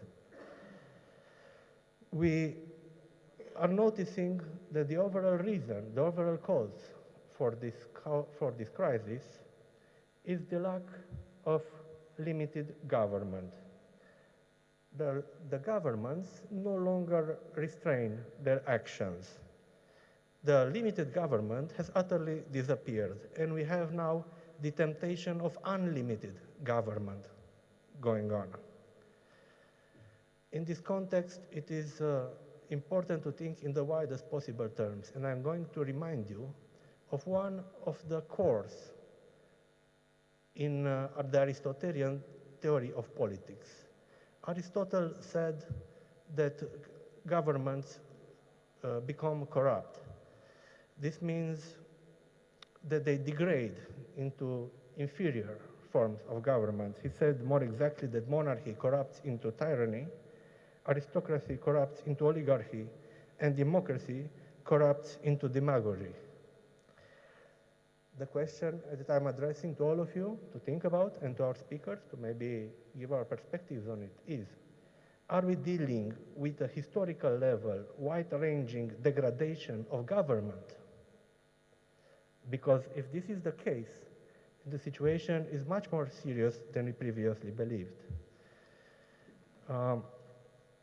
In this case, we must expect the continuation of this series of crises with new and new crises. The causation produced by the states and the inability of the states to snap out of this series of crises are ensuring us not so bright future indeed. The last decade, the previous decade, saw one crisis, the economic crisis 2008. Now we already have two crises only at the beginning of the new decade.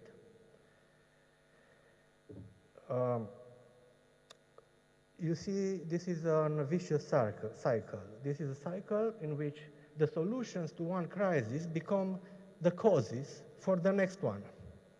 We are noticing, as a reaction to the two recent crises, an increase in government, in the number of government employees, increases in the budgets, in the state budgets, which are taken out of the economy and redistributed, as the previous speaker said, and the increases in sovereign debt,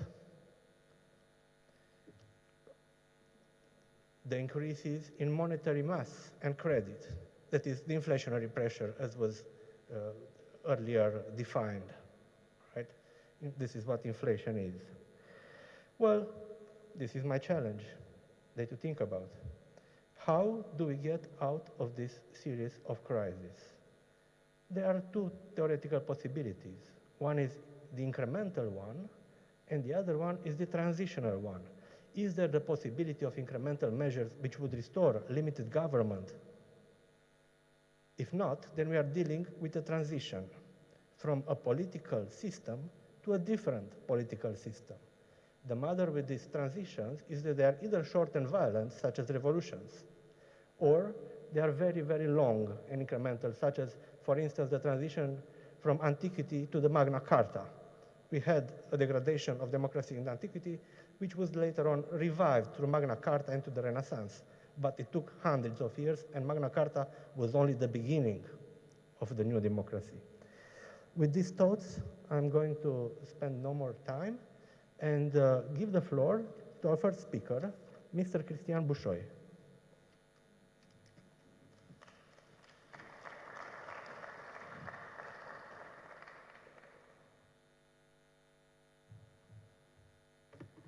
Thank you very much. Thank you for the invitation. I would like to say that I'm honored to be here. As a member of European Parliament and chairman of Industry, Research and Energy Committee, I will try to give a general overview on how this crisis and the impact of first COVID-19 and now the war in Ukraine have on European economic system. I saw in the first part of the discussion that we also had a lot of philosophical interrogations, questions, and also looking to the situation from a libertarian perspective. And I agree in principle that we need to be aware and to be attentive that this crisis should not lead to even more intervention of the states on economy. But of course, what is also extremely important is to find the right solutions to the crisis. And I can tell you that now in European Parliament, worries about geopolitical conflicts, among other risks to growth and economical wealth, exceed the concerns about the COVID-19 pandemic, which were the most relevant until the beginning of this year. And I also must say that the overall economic optimism continues to decline. Last year, we experienced the effects of new variants of the COVID-19 virus and a surge in diagnosed cases at large in late 2021. We also witnessed the misinformation and the resistance to vaccinations campaigns that caused the resurgence of renewed calls for lockdowns and curfews. This all, of course, threatened to weaken and delay the potential sustained economic recovery into late 2021 and the start of 2022. We have seen also during the pandemic major effects of different sectors of the economy. And we had a long discussion and a study in the committee that I'm chairing, ITRE committee in European Parliament, and we analyzes the impact on particularly the service sector, HoReCa sector, the tourism sector, and also we discussed a lot about unions' dependencies on external supply chains that contributed to disruptions along the whole supply chain and to a high range of sectors. The conclusion is that we need a more ambitious and a stronger industrial policy in European Union. We need an industrial policy which even promote more the competitiveness that should create jobs and guarantee a high quality of life. And also EU must support in the near future the development of those sectors that are of strategic importance for Europe's industrial future. So beside the twin transition, the Green Deal and the digital transformation of our industries, we need to pay more attention on the health system and the resilience of our health systems, and of course on those sectors where our current dependencies could aggravate future crises. We also have experienced dislocation of labor of certain population groups, and these groups are still recovering and are at risk. But of course, we should also acknowledge the fact that during the pandemic, the economies have made progresses in vaccination, growing shares of population. Most of the European countries, if not all, were kept the population safe as much as it was possible during the peaks of the pandemic, and most of European countries invested a lot on health. That's why the recovery came later, raising prospects of sustained economic recovery in late 2021 and 2022. And most of the economists were convergent to say that prior to the outbreak of the war, most key global macroeconomic variables were seen as returning to normality over 2022-2023 following the COVID-19 pandemic.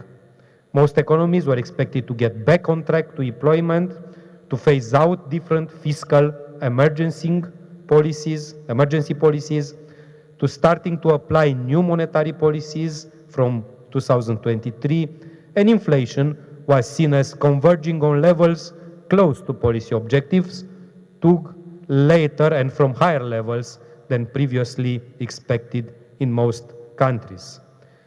Prior to the conflict, the global recovery from the pandemic was expected to continue in 2022 and 2023, also helped by continued progress with global vaccination efforts, supportive macroeconomic policies, and favorable financial conditions. And at the level of European Union, we have adopted the Resilience and Recovery Facility, RRF, and each country has made their national recovery plans with robust investments exactly in the sector needed to boost the recovery. And then all of us, we witnessed the invasion of Ukraine by Russia, the criminal invasion and the criminal attack by Russia. The most important consequences of the war in Ukraine is, of course, the lives lost and the humanitarian crisis associated with the huge numbers of besieged and displaced people. But there are also numerous significant economic implications, and these come on top on what we have experienced and still are the effects of the 2-year pandemic. The war in Ukraine has created a negative supply shock for the world economy, just when some of the supply chain challenges seen since the beginning of the pandemic appeared to be starting to fade. The effects of the war will operate through many different channels and are likely to evolve if the conflict deepens further. We'll see all the effects in years. In some respects, of course, the direct role of Russia and Ukraine in the global economy is small. But on the other hand, Russia and Ukraine do have an important influence on the global economy, and this is via their role as major suppliers in a number of commodity markets. I just remind you that Russia and Ukraine together account for about 30% of global exports of wheat, 20% for corn, mineral fertilizers and natural gas, and 11% for oil. In addition, supply chains around the world are dependent on exports of metals from Russia and Ukraine. Russia is a key supplier of palladium, used in catalytic converters for cars, and nickel, used in steel production and manufacturing of batteries. Russia and Ukraine are also sources of inert gases such as argon and neon, used in the production of semiconductors. We already experienced before the war a big problem with chips, semiconductors, and large producers of titanium sponge used in aircraft. Both countries also have globally important reserves of uranium. So the prices of many of these commodities have increased sharply since the onset of the war, even in the absence of any significant disruption of production or export volumes at the beginning. Another major impact is the rise of the price of energy. We have to be honest and recognize that the prices of energy were already high before the conflict, with its peak last December, due to decrease of production inside European Union, to the increase of demand on international markets, and especially in Asia, and of course especially in China, also due to the reduce of production due to problems with the wind in some of European countries, but was also the result of the Green Deal policies in a small extent, but significant, and of course the result of the play of the game that Gazprom made last year in order to gain profits and strengthen the dependence of some of European countries on the Russian gas.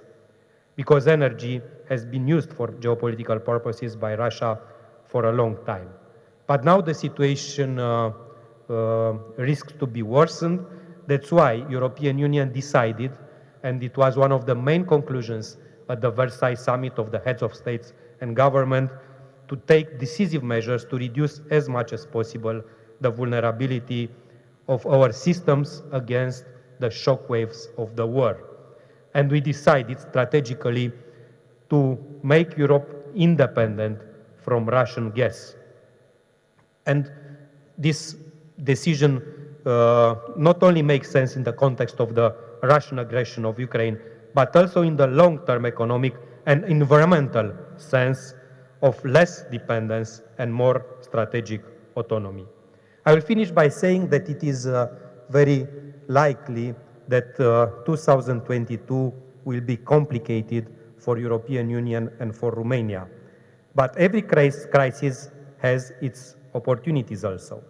We have the opportunity to accelerate the Green Deal, the transition versus clean energy, clean transport, clean and industrial sector, and cleaner agriculture, and also to deepen the digitalization of our societies. We have the opportunity to gain more strategic autonomy. We have the opportunity also to build more industrial capabilities in the area of energy, health, semiconductors, raw materials, and other key strategic industrial sectors which are key for the future generations. Thank you so much once again for the invitation, and please excuse me that at 1:30, as it was supposed to end this event, I will really have to go for the next event of today. Thank you so much.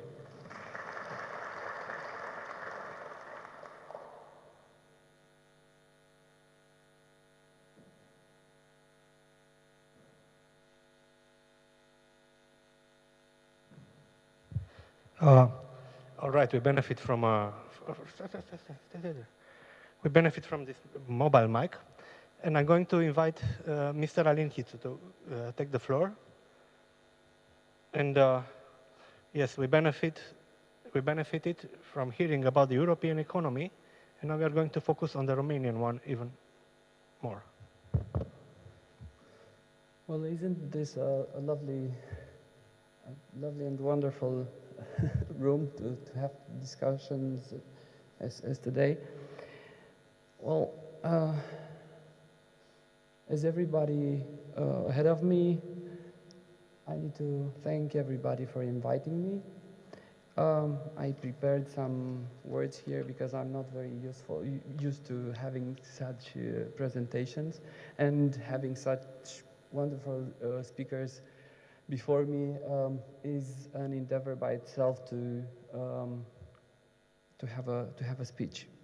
So for a while now, I have the honor to serve as a state secretary within the Romanian Ministry of Finance, and this allowed me to grasp a different understanding on economy deriving from a public perspective, as this is my first job in the public sector. And it is 1 year and 3 months, and I'm counting the days, and it's, as said, a privilege and an honor to do this. So I had the chance to witness firsthand and reconfirm that the fact that the EU is undeniable, one of the main pillars of freedom and democracy, and that stronger together is not just a slogan. At EU level, we managed to have the best deployment of vaccines in the world. And further on, in order to tackle the effects of the COVID crisis, we managed to draft and agree the first real 5-year plan in ages for Romania, with the support of our EU fellow member states, having at its core the vision of digitalizing, going greener, and development, embraced by everybody. Also, we learned that Romania lacks the third international pillar of development in our global connection to like-minded countries beside NATO and the EU, and thus we enforced our commitment to the OECD principles, and we have been officially invited to start the process to further develop and strengthen our economic cooperation with this elite club of mostly economically developed countries, not to use the term used by the economists, a club of mostly rich countries, to be politically correct. Further on, during the COVID crisis, we rediscovered the basic economic principles stating that the market, the entrepreneurs, and business at all levels know better how to use the money. Simple but fast deployed measures like accelerating the VAT reimbursement, rescheduling of tax obligation, paying the public investments in due time resulted in a fast recovery during 2021. This is a lesson showing that pinpointed measures requiring high administrative costs from taxpayers' money, lengthy designing process, and slow-paced deployment are not really necessary. Going further, the trustworthiness structure on fiscal discipline pays off really fast. And as a result, Romania joined the select club of countries who manage the issuance of negative interest rate debt. And we were able to fuel the above-mentioned decisions on lower costs.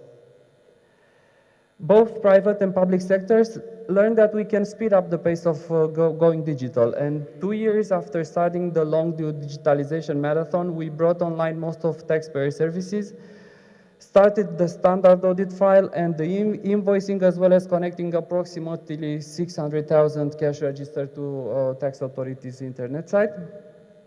And then we are coming to the energy crisis and, well, connected to the work crisis.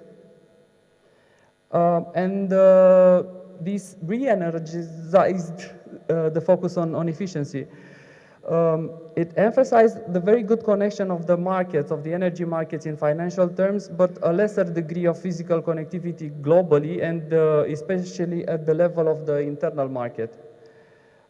And also emphasized the need for bold measures requiring for tackling the temporary market inefficiencies. We need to be fair and set the objective of fast and fair distribute the available resources without deviating from our assumed fiscal discipline.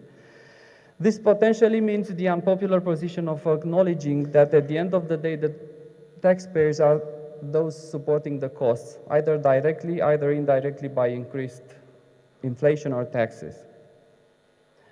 And now I get to the war. And the war and the related crisis is teaching us once more that the road to unfreedom is paved with demagogy and populism. We did not reach the end of history as some predict yet. Globalization based on competition and free markets helped peace and most of the liberal countries to be the source of the entire world development. Nevertheless, the main beneficiary in financial terms of the global liberal international order seems to be China. Unfortunately, it seems that liberal principle and the liberal international order failed to spiritually develop sufficiently in the Russian people's minds. It also brought an accelerated development and the subsequent generated fatigue left behind results. This brings the inequality issue at a global level. But still, the war reminded us the force of like-minded democratic countries, the force of shaping societies and institutions on common principles. It shows us the courage of being able to take financial hits for the sake of keeping our liberal way of life. Continuing to embrace the liberal order on a global level or under the West and the rest manner is a question that needs to be addressed properly and with consideration to the crisis fatigue that we are facing. Brexit, COVID, energy prices, and now war brought an extreme pressure on our citizens' way of life, but there is no other better alternative to our democratic and liberal principle. And to end this 15 minutes of fame, and thank you for granting this 15 minutes, I don't know what the future may continue to bring, but if there is an obvious and perhaps simplistic takeaway for Romania of the very recent history is that we ended up stronger in defending such principle alongside our fellow free market supporters. Thank you.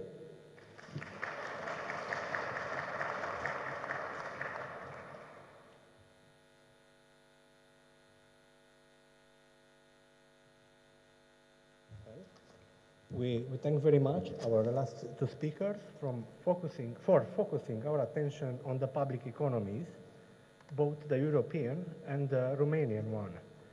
And it is very interesting that we can think about all the subject of our conference as the interplay between private and public economies at the different levels of aggregation. We are going to move on now and ask Mr. Simon Sarebsky to take the floor.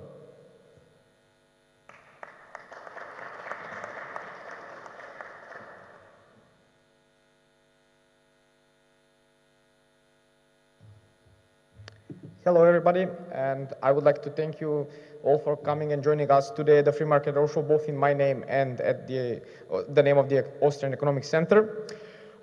First, I will talk a little bit about inflation. As our speakers previously mentioned, we have consumer price inflation and we have non-price inflation. I will stick to the price inflation. For example, today the price inflation in the US is 7.9 year by year, and that is a really, really big number.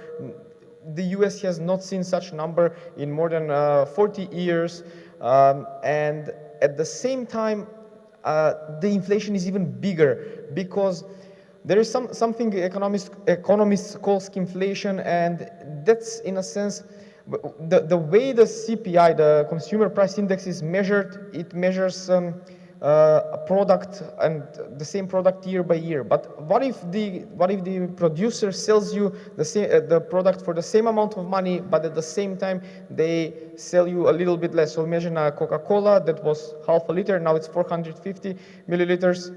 The thing is, the inflation would say there is no inflation. However, you obviously paid more because the consumer is more price conscious than let's say weight conscious.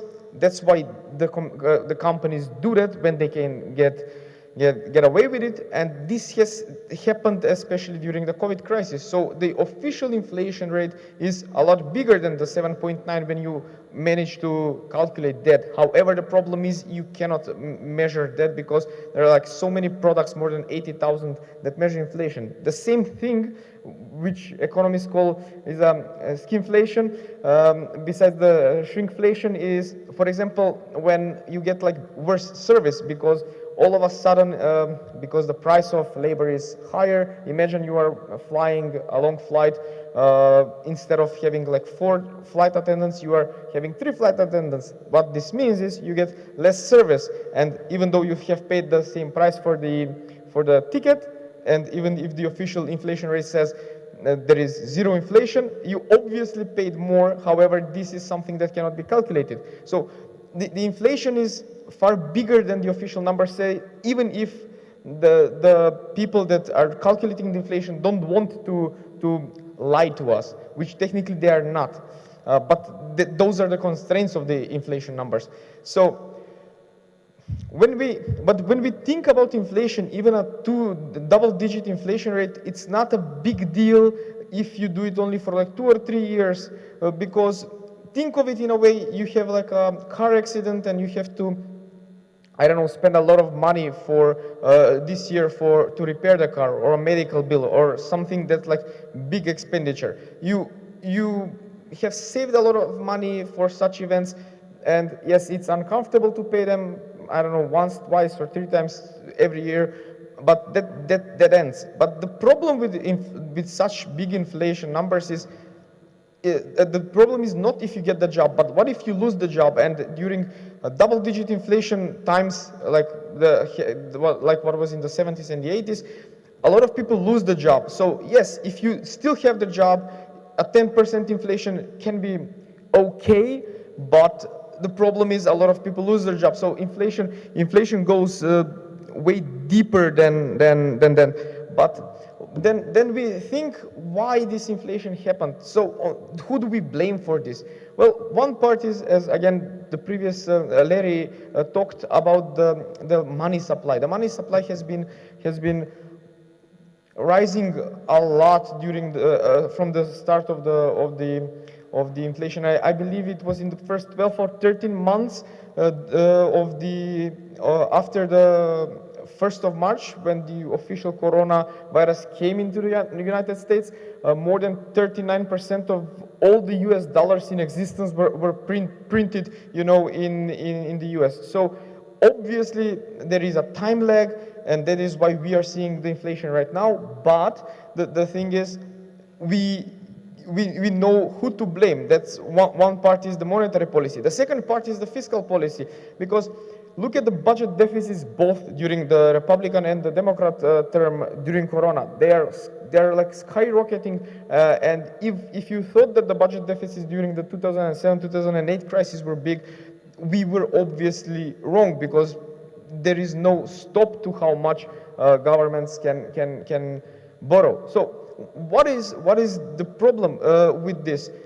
Even balanced budget, if we start them today, they will not be enough, it seems, because we have borrowed so much, and a lot of money has to be spent just to stay afloat, you know, and that is a big problem. At the same time, we have spent a lot of money, and we have created a lot of money. So when the next real recession comes, you know, a recession from, you know, economic terms, how are we gonna manage to get out of it? Because what is usually, you know, either fiscal policy or monetary policy, they're out of the question, because we have done that now before the recession. So I believe that the government's hands will be tied, and that is the big picture problem, because there is no real way out of the next big recession. And when will it come? As Larry said, probably end of this year, maybe early next year. I don't know, but I believed that such inflation, such a recession would come even if we did not have COVID in the year that was coming or so. COVID came, so I was wrong, and I cannot predict this, but at the same time, I do fear the next big recession at the same time, because the hands of the government will be tied. So that's one part of the topic. The more important part maybe is, how do we grow rich? How do we grow more prosperous than yesterday? That's what every government in history has tried to do, be it a monarchy or a republic or a democracy, or however you want to put it.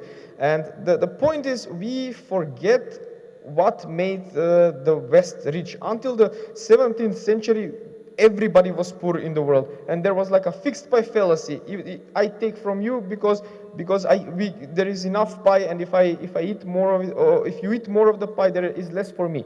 Then we started developing with free markets, with private property. We put development first, and now especially I would say in the Western Europe, we are not that into development, but more into redistribution. If you look at, for example, the discretionary and non-discretionary budget of the US, the discretionary part, which means the part that was meant for development, let's say infrastructure, etc., and not like social security and healthcare and pensions. That was 2/3 of the whole budget. Today, that's 1/3. And this is like a transition in the past 50 or 60 years. What this means is, more and more money we are paying on redistribution, and less money we are paying on development, whatever that development might be. And again, it can be roads, and we know by definition how, and by theory, that central planning does not work. The 20th century communist approaches, experiments told us, again, in practice, that central planning does not work and cannot work. And unlike my previous colleagues, I wouldn't say that we need to go to a 5-year plan or 10-year plan, because the 5-year plan always reminds me of the Soviet Union and how they tried from the get-go to have like some big grand structure done in the 5 years. What we need is to let people, you know, produce, provide, and work more. We need more entrepreneurship, and we need to let people, especially again entrepreneurs, imagine the next world, and let them try to create it. Yes, it does not always work, but it's way better than it works more often than if we let the government try to do that 5-year plan creation. And think of it in COVID times, for example. I remember the PwC, the accounting firm, allowed all, because they saw how efficient their employees were working from home. They said, okay, from now on, we are going to allow, even post-crisis, allow all of our workers to work from home. So imagine that the government, because of their 5-year plan, says, no, this is not efficient, blah, blah, blah, whatever the reason they might give.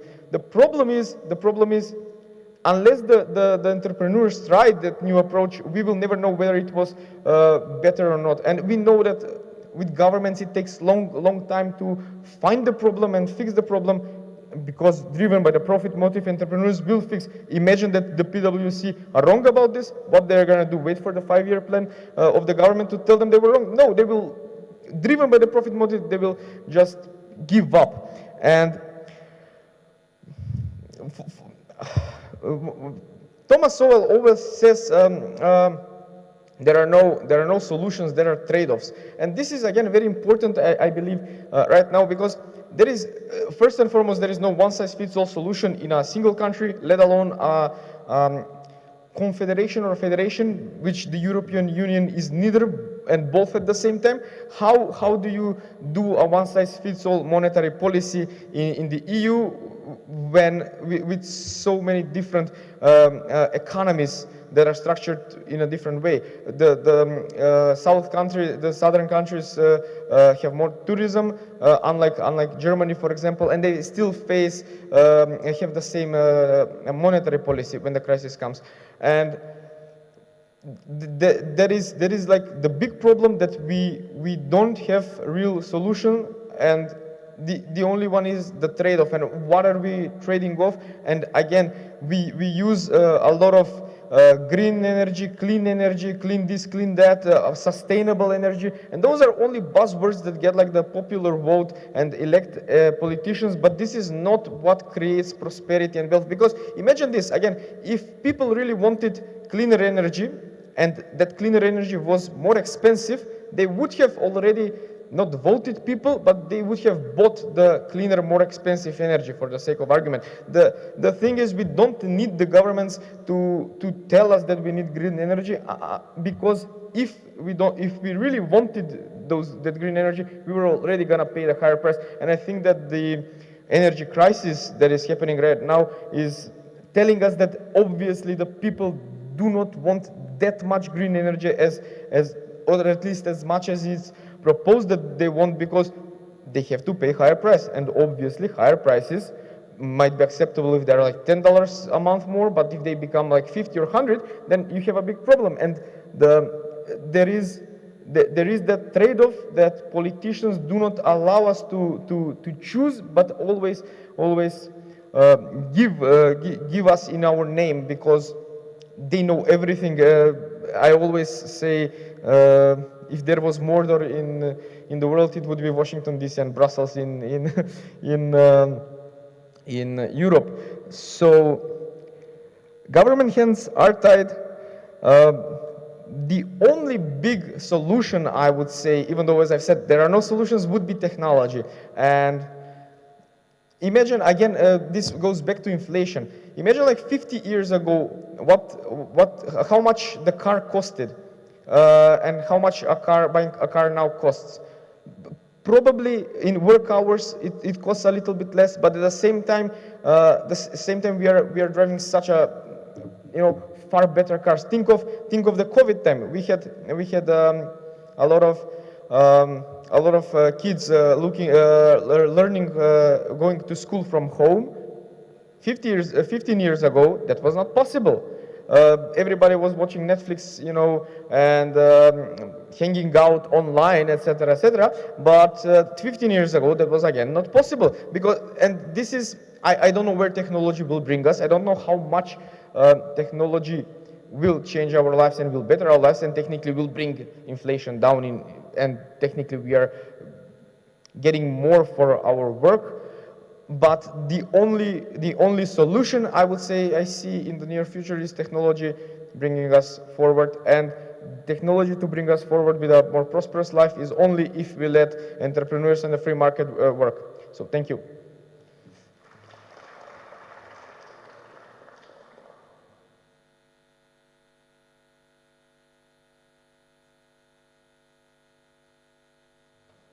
We thank you very much, Simon.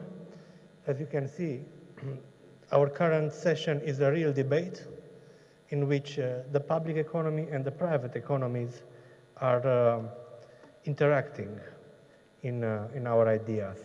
We are going to go further on to our last speaker, Mr. Nikos Sotirakopoulos from the Ayn Rand Institute.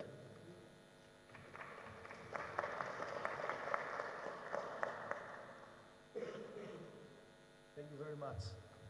So first of all, how cool is it that we are in Ceausescu's People's Palace and we have a free market roadshow? Sometimes, the good guys win. So in the next 5 minutes, I have a very difficult mission, which is among politicians and economists to persuade you that the biggest problem we face doesn't come from politics, doesn't come from economy, but it comes from the way we think. I don't want to use big words like philosophy, but mostly from this idea we have that principles is this thing that doesn't work in real life. We have our principles when we meet each other and we have a wine and we say, oh, these are my principles. But then, in a time of importance, the adults in the room intervene and they'll say, let's get away with principles and do what works. And the question is, what works based on what, if not our principles? So let me give you some examples. We've completely given away the idea that there are causes and effects. For example, we're going to print 5 trillions, but there's going to be no inflation. Why? Well, we figured it out, because we want it.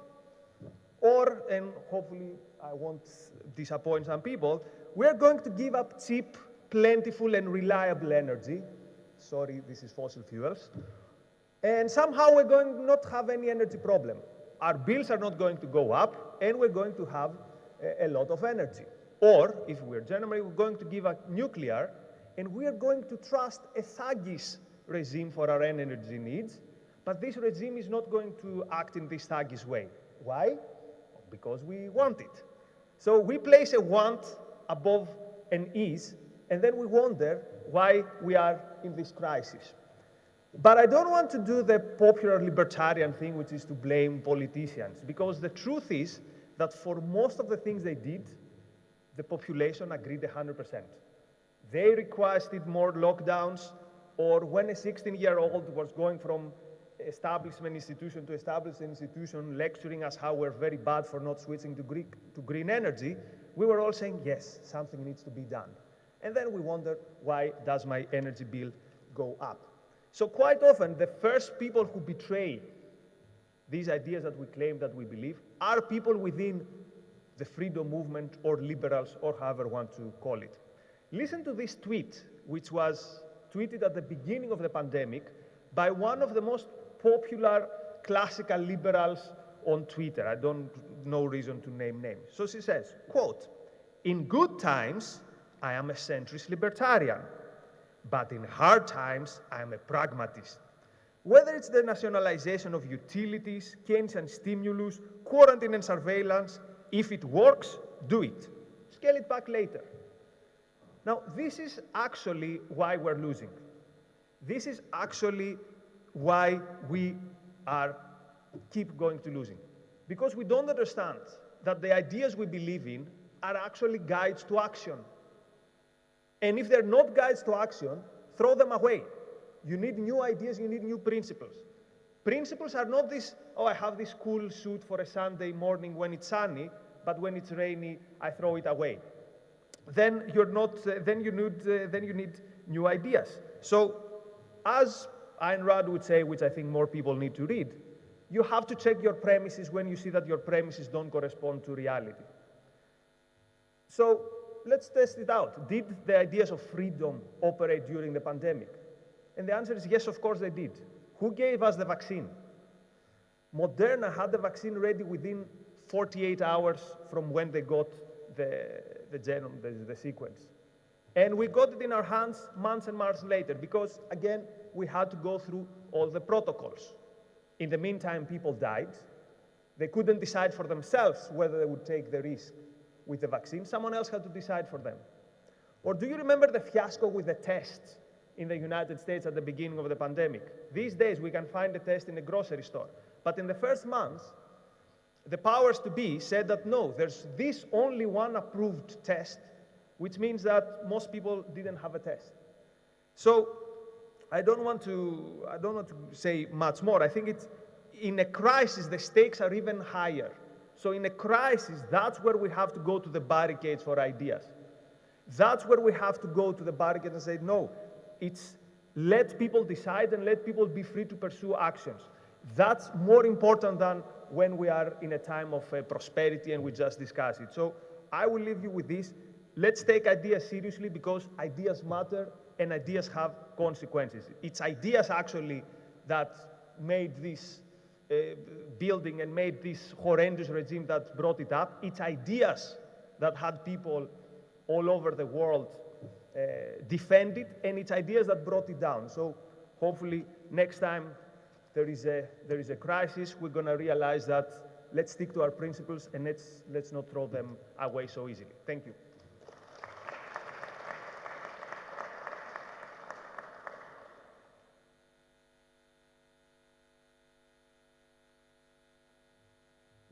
Well, thank you very much, Nikos. This concludes our speakers' interventions, and the immense food for thought they offered you is now open for questions. Please, yes, please use the microphones there. Microphone number 2. Hello, pardon. No, go ahead. I have a question regarding green energy because it was a subject many speakers touched upon. To start, I want to say that there are no clear estimates about how much pollution costs us. We have estimates from very interested parties. I have right here a research from Greenpeace that says that about 1.8 billion days of work absence are caused by pollution.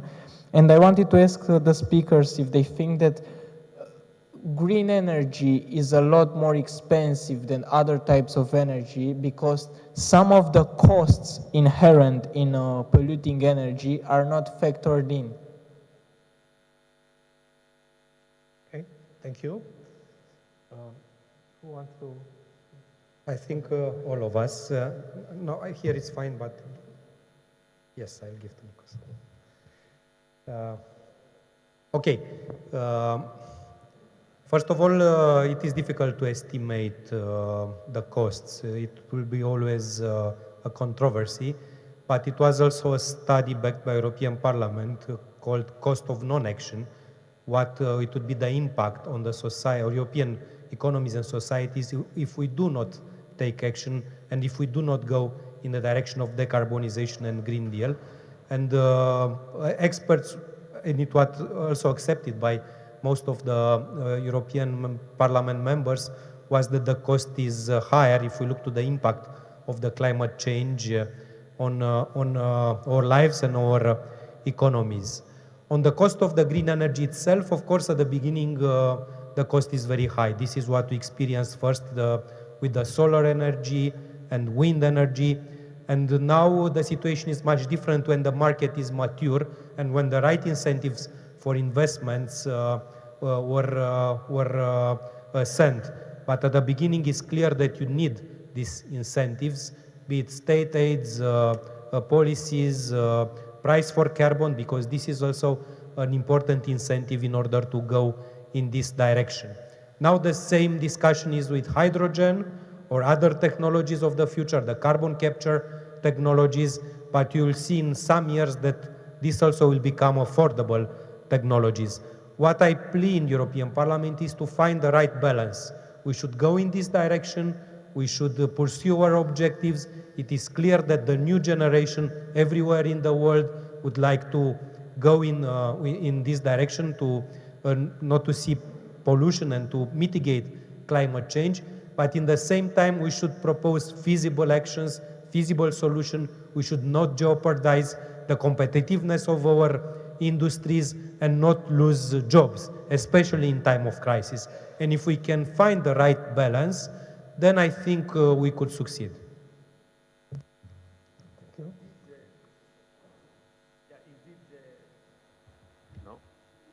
Can you hear me? Okay. Yes, indeed, it is a problem. Climate change is a problem. Health issues is a problem. So the first thing that we need to do with energy is to understand that without cheap and reliable energy, there is no industry. It's like the bloodstream. It's the industry that makes every other industry possible. So before we place limitations on it, we have to be very, very careful on what we're doing. And particularly when it comes to developing countries, where energy poverty is actually a health issue and an issue that has to do with the prospect of these lives. I think it's unacceptable from us Westerners going to these countries and saying, no, you're not going to have this one opportunity to develop that we all had.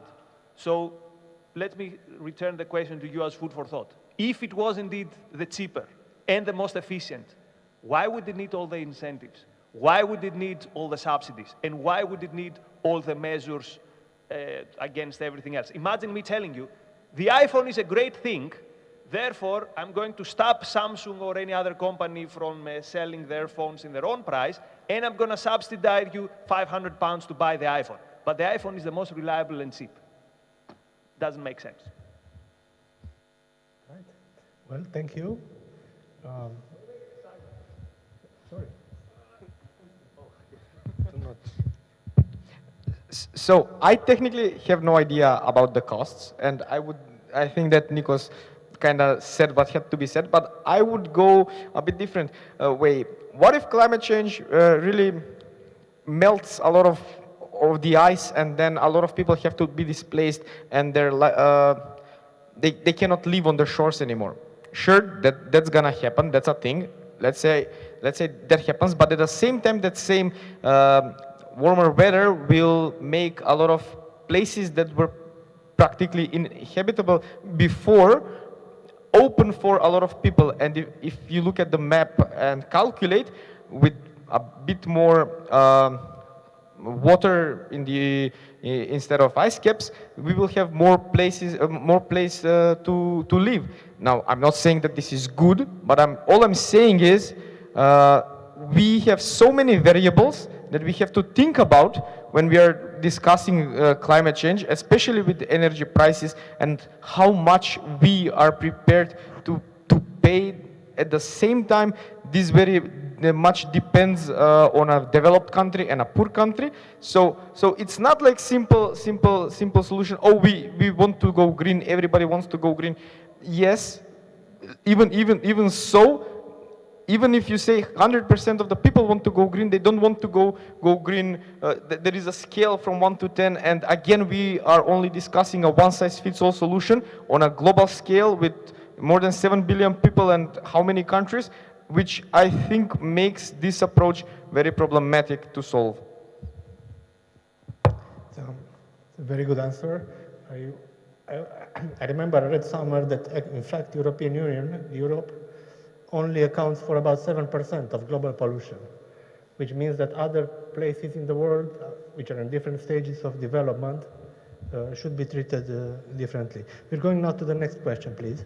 Sorry, one other thing before the next question regarding the percentage. The thing is, China, for example, in 2021 had around 26% of the global green CO2 emissions, or something along those lines. I don't remember the numbers exactly. However, if you look at per capita pollution, the developed countries pollute the world way more. So then again comes the question, do we care about the country or do we care about per capita pollution? And I would say per capita pollution is more important. And here the West spends more on everything that pollutes. So should they be taxed more? These are questions that when you ask them, when you answer the questions the correct way, in a sense, because you pollute more, you should pay more, I think that then the answer, even if I said 100% would agree for green energy, then that percent will dramatically fall when they have to pay the price. Because without skin in the game, everybody is for green energy. With skin in the game, everything changes.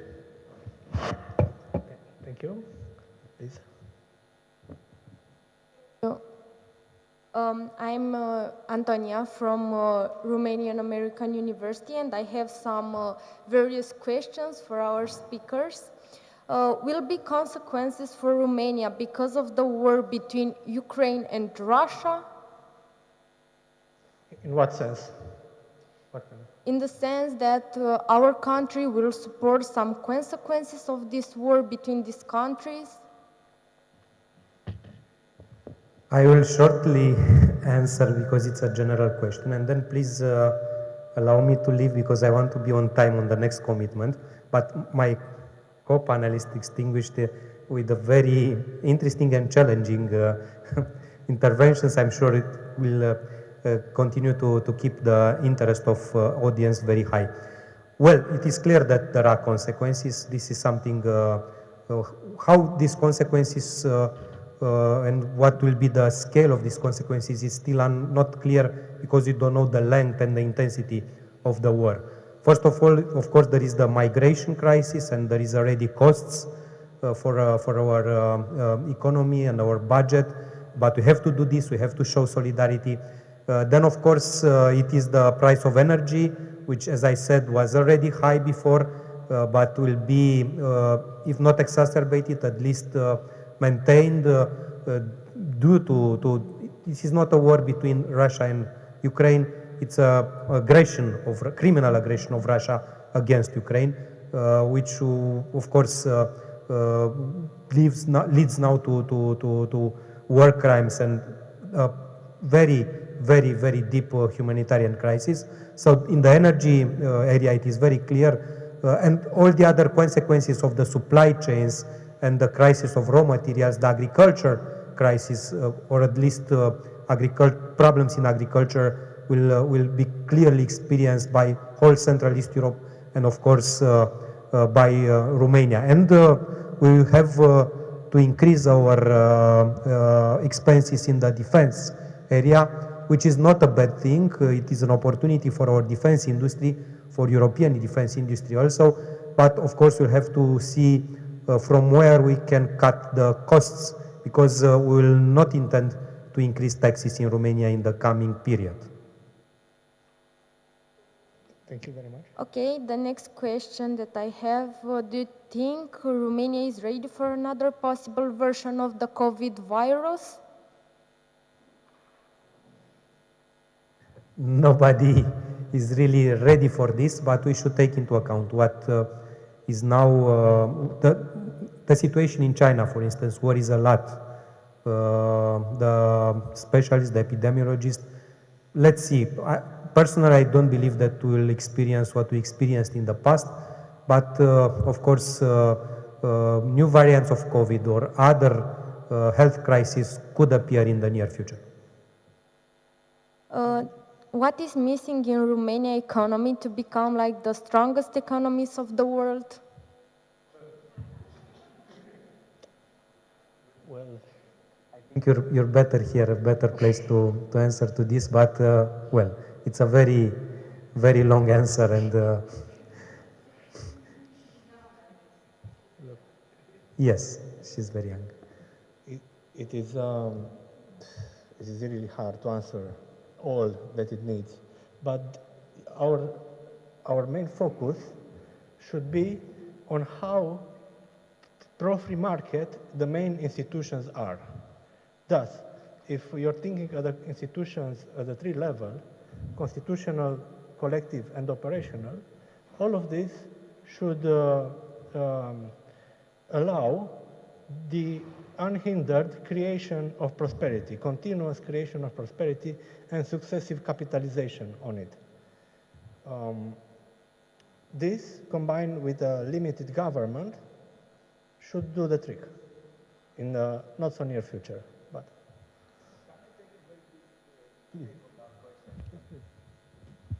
because again, sometimes the answer is simpler than we think. So who creates these things?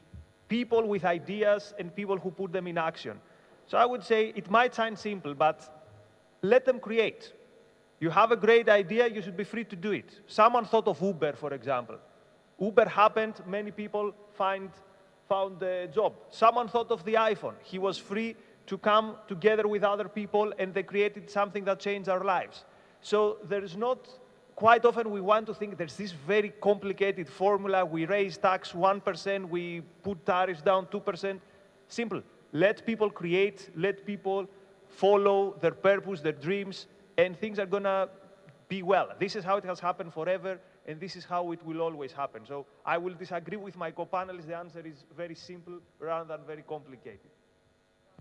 Great. Okay. Do you still have more questions, or can we go on? I have two last questions. Okay, ask them in the same time, please. Okay. Do you think that this war with Ukraine will somehow affect the Russian economy on the long term? And the second question? And the second question, do you think that Ukraine economy will be stable in the near future after the war will end, of course?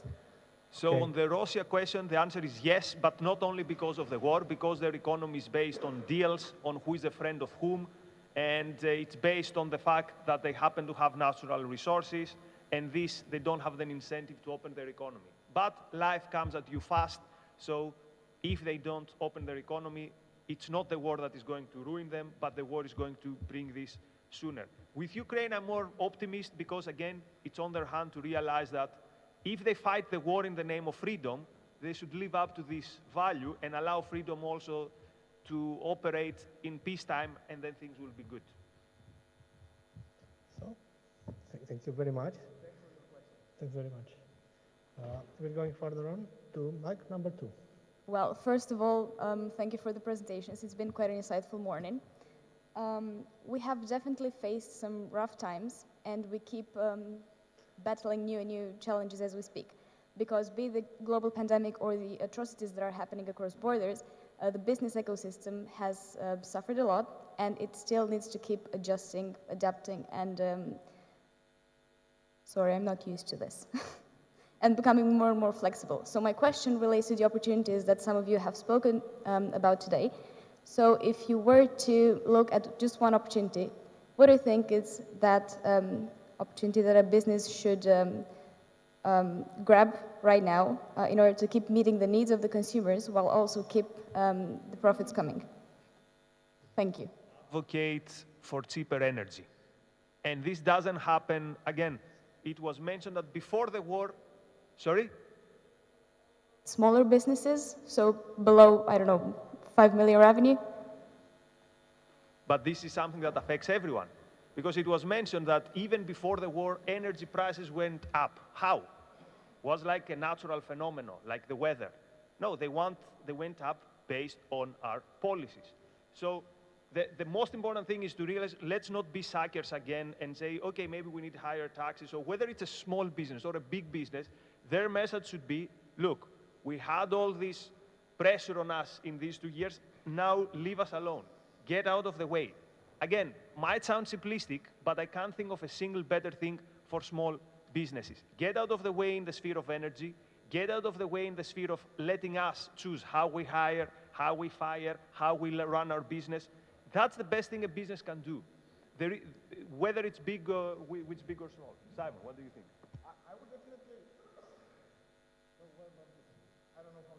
I would definitely agree with Nikos. I would add one other thing. For example, US is a really good example of occupational licensing. So you cannot braid a hair unless you have a license. And to get a license, you need in some states to pass through I don't know, pay, let's say $100, $200, spend 20 hours getting the license, etc., etc. And when you combine all those costs, opportunity cost of getting license, some of the people don't do that. And imagine this on a whole wide level with so many licenses for pretty much everything.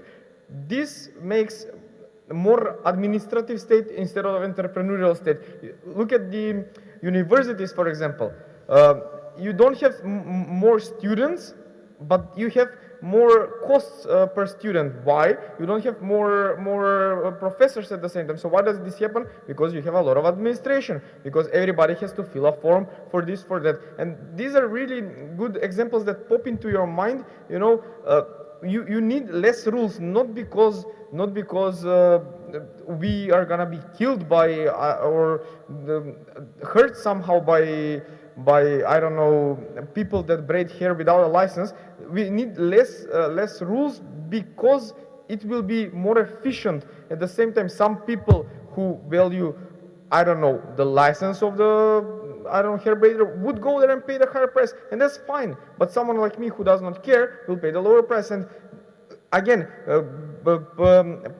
on the whole economy, this has a lot of costs, and the more we allow businesses to work free, the better economies will grow. I believe that even this is even more so than lowering taxes at some point. I thank you both for the question and our speakers for the answers. Their general answer is, to your question, is that you should advocate for the lowering of all costs throughout the economy, be they energy, licensing, and taxation, and so on, which would make most or every opportunity more valuable. This is what we said previously. The moral is the practical. We don't like the ideas of freedom because they invite us to talk. It's because when you apply them, your life becomes better. And when your life is better, my life is going to be better because we trade. So that's a good way to show that if the ideas don't work in action, throw them away. Theory is what you recognize what happens in life and you explain it. It's not like, oh, I have a theory. So, but good luck if you are a small business owner in this environment. You have all my respect. Thank you. We are moving to the next question, to the mic number 3. Okay, so I had a question for the, but he left, so I don't know who is going to be capable to answer my Can you speak louder, please?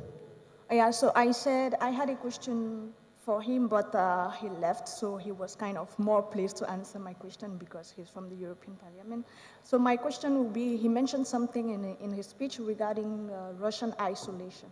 So my question is, did they really think about isolating Russia now?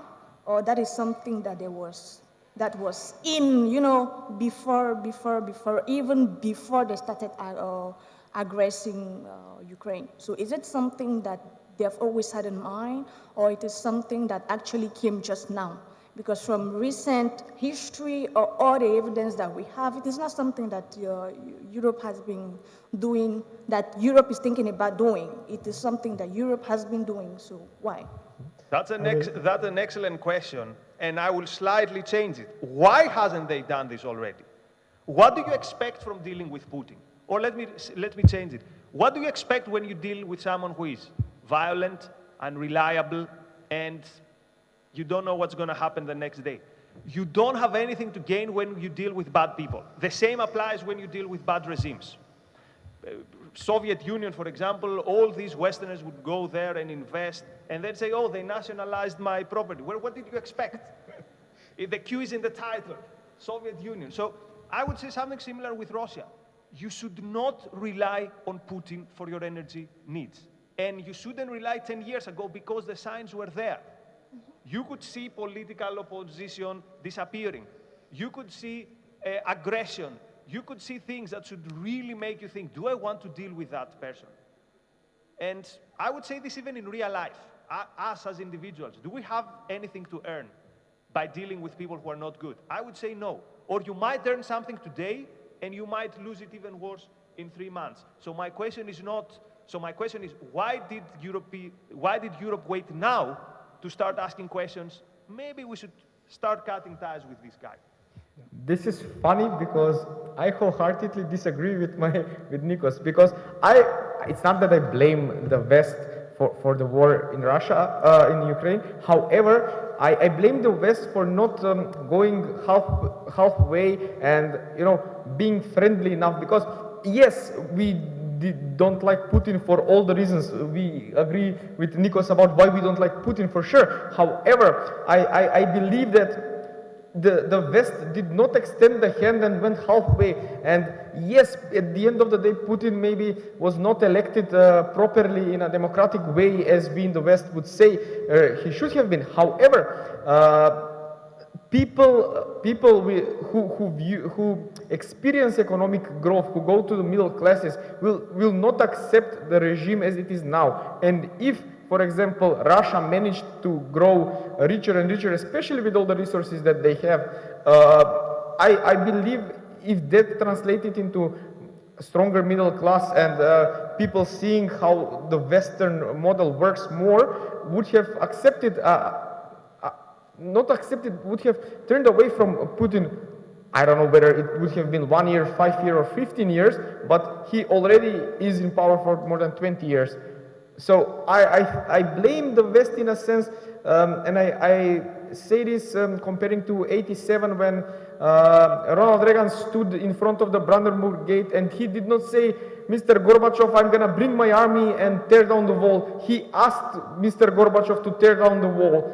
And I think that was like a genuine extension of the hand into a friendship, let's say that 2 years later, the people saw and brought down the wall, and 4 years afterwards was the end of the Soviet Union. So I blame the West for not being friendly enough. Money by the IMF, we gave them the World Cup, the Winter Olympics. If this doesn't sound friendly, I don't know what friendly is. But It seems the friendship which started in 1990 ended in 2015, no? When Crimea was. All right, let's go to the next question. I'm Joy Oabamoa from Romanian American University. So Chris earlier mentioned that we're facing a crisis of leadership. So from that, I want to ask, what effect does corruption have in bringing up inflation and the recession? That's an excellent question. What's the effect? What effect does corruption have in inflation? Like, how does corruption in a country, having corrupt leaders, how does it affect inflation and the recession? It's an excellent question. So, I come from a country where, I'm from Greece, where we've had the crisis, and the theory was that it's because our politicians are corrupt. So the idea was we made the Olympic Games, and they costed a lot of money, and some of that money ended up in the pockets of politicians. Turns out the Olympic Games cost to Greece the equivalent of half a year of what we pay in pensions and insurance.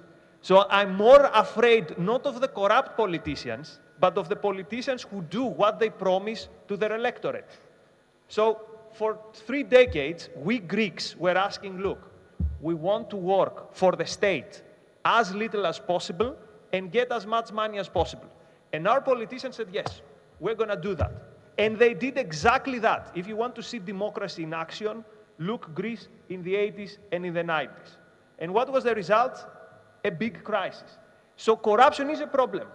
And corruption, particularly when you combine it with an unfree regime like Russia, can mean even things like if you're not corrupted enough, you might end in prison. So it's something very, very bad.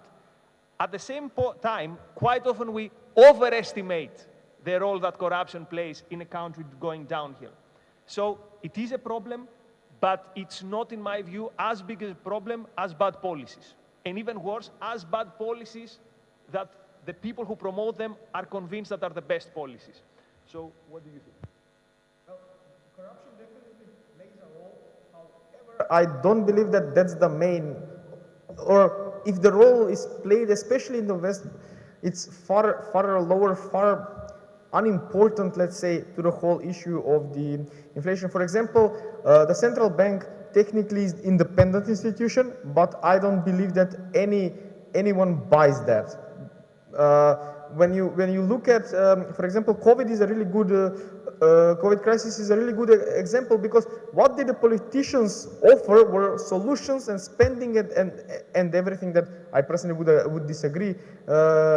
And all of the people like that. So I don't. Yes, maybe a lot of politicians and people close to the politicians have stolen some of the money, however much that is. But the big problem was the initial spending, overspending of what we don't have, and at the same time that the people were in favor of the spending. And yes, there is, as I say, fiscal policy and monetary policy are connected, and I don't believe in, again, it's only on paper independence of the central bank. So I would say corruption played a very little role, especially in this crisis. Perhaps it would add to the answers that if we are thinking about corruption as the creation of rents, as the continuous creation of rents, these are unavoidably reflecting in inflation as well. Do you have more questions? Yeah, I had two questions, but I'm going to unite them into one question. And my question is Just going speak louder, to go... louder. And my question is going to go to Mr. Simon because he mentioned it in his speech. He talked about inflation and he also talked about the role of the private sector. So my question to him would be that why does the government not just use contractionary monetary policy to solve all this issue? And if the government decide not to use those policies to solve this issue, or do you think that the private sector is not going to bring the world into a free market economy? And we all know that, yes, it is true that at some point there is what we call in economies the free hand that is going to stabilize everything, but at the end of the day, we still have some advantages that are going to happen if the private sector is the only one to handle such crises. So from your perspective, because you said we should let the private sector do that, what do you think is going to happen? First, I think that we are doing this monetary policy that we are not contracting. Technically, the US did like last week, but on a small scale. Because it's politically unpopular. It will not get you votes, and that's it. I believe it's that simple. It's like shooting yourself in the leg. Even if you say, oh, we're going to have a balanced budget, at this point, it's shooting yourself in the leg, because no one will, everybody wants more and everybody wants free. What was technically the second part of the question? Why does the business sector, what was the second part?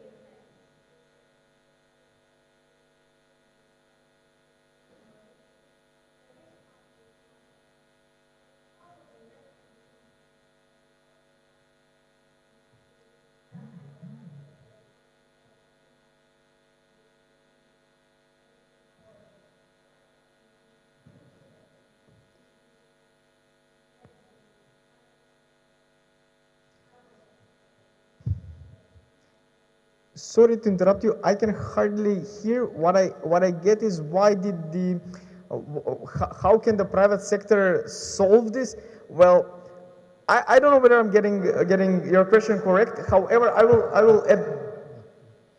Could you repeat? Yeah, just you got like part of it. So what I was saying was that at the end of the day, the private sector is, if we just go towards that side, is going to be a free market economy. And in a free market economy, we all know why the world decided not to be in just that kind of economy, because it has some disadvantages. So do you really think that us allowing the private sector to fully help us with the economic crisis that is going, because it has started, yes, but it's going to be worse, if things are not solved, can be the best solution? Because we said we should allow them.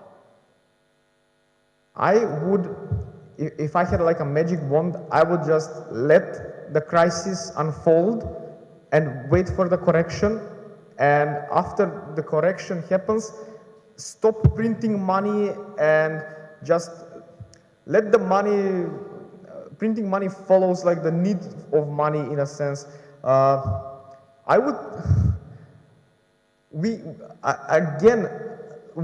really, Keynes said on the long run we are all dead, and he's correct on that part, but at the same time we all have children and etc. So when we say, for example, with green energy, we are saying, oh, what are we leaving to, what kind of a planet are we leaving to the children? But when it comes to economics on the long run, we are all dead. So yes, we need the correction, as painful as it will be, because unless we do that, and we have not been doing that, especially in the 2008 and again in COVID, we are just making space for even bigger recession and bigger recession. And when that bigger recession comes, there will be no answers. And that is the big problem. And if to go back to like the core of the question, yes, I do believe that allowing the free market to work as freely as possible, we will see the efficiency coming from the invisible hand. Yes, I might not like, I don't know, 5 new burger places, but if the population of the city do like those 5 new burger places, that is the efficient model and expand this to the green energy or fossil fuel use is the same concept. If the population values whatever, which one of those, even if I don't, the most efficient way in the market will work out. So that's the answer. I would, if I understand the question correctly. Sorry. Just to challenge the premise that we all know what happens when the free market takes over. I don't know because I've never seen it. So I haven't seen a case where there was a really free market in one area and it really failed. So first I want to challenge this. And the second one to say is, I don't believe in the free market or in any free hand, visible hand, whatever. I believe in people acting and solving my problems voluntarily. I like going to people and say, hey, I give you my hand, do you want to deal with me? If they don't, then I don't expect that someone will use force against them to actually make this transaction happen, which is the essence of whatever is not the free market. So I don't believe in markets. I believe in people who are free to interact, and I believe that when we use our minds and we're free to do so, things are going to be much better, because there's no other way to live humanely. Violence and coercion is not the way, and it never, quote, works. Again, the moral is the practical. If coercing people is not a good thing, which is not, then it's not going to work, and it never has. Thank you very much. Thank you, everyone. We are going to close now our second session, the Free Market Roadshow. But just think about how rare such free market ideas are being expressed in this building, right? Think about this thoroughly, and let's hope we'll have a chance to see you again next year on the same event. I thank very much our speakers for all their contributions, the organizers, and especially Alexandru Butisiacă, who brought us all together in this initiative. Thank you very much for your patience, for coming, and for staying with us. And let me wish you all enjoy lots of freedom and prosperity, right?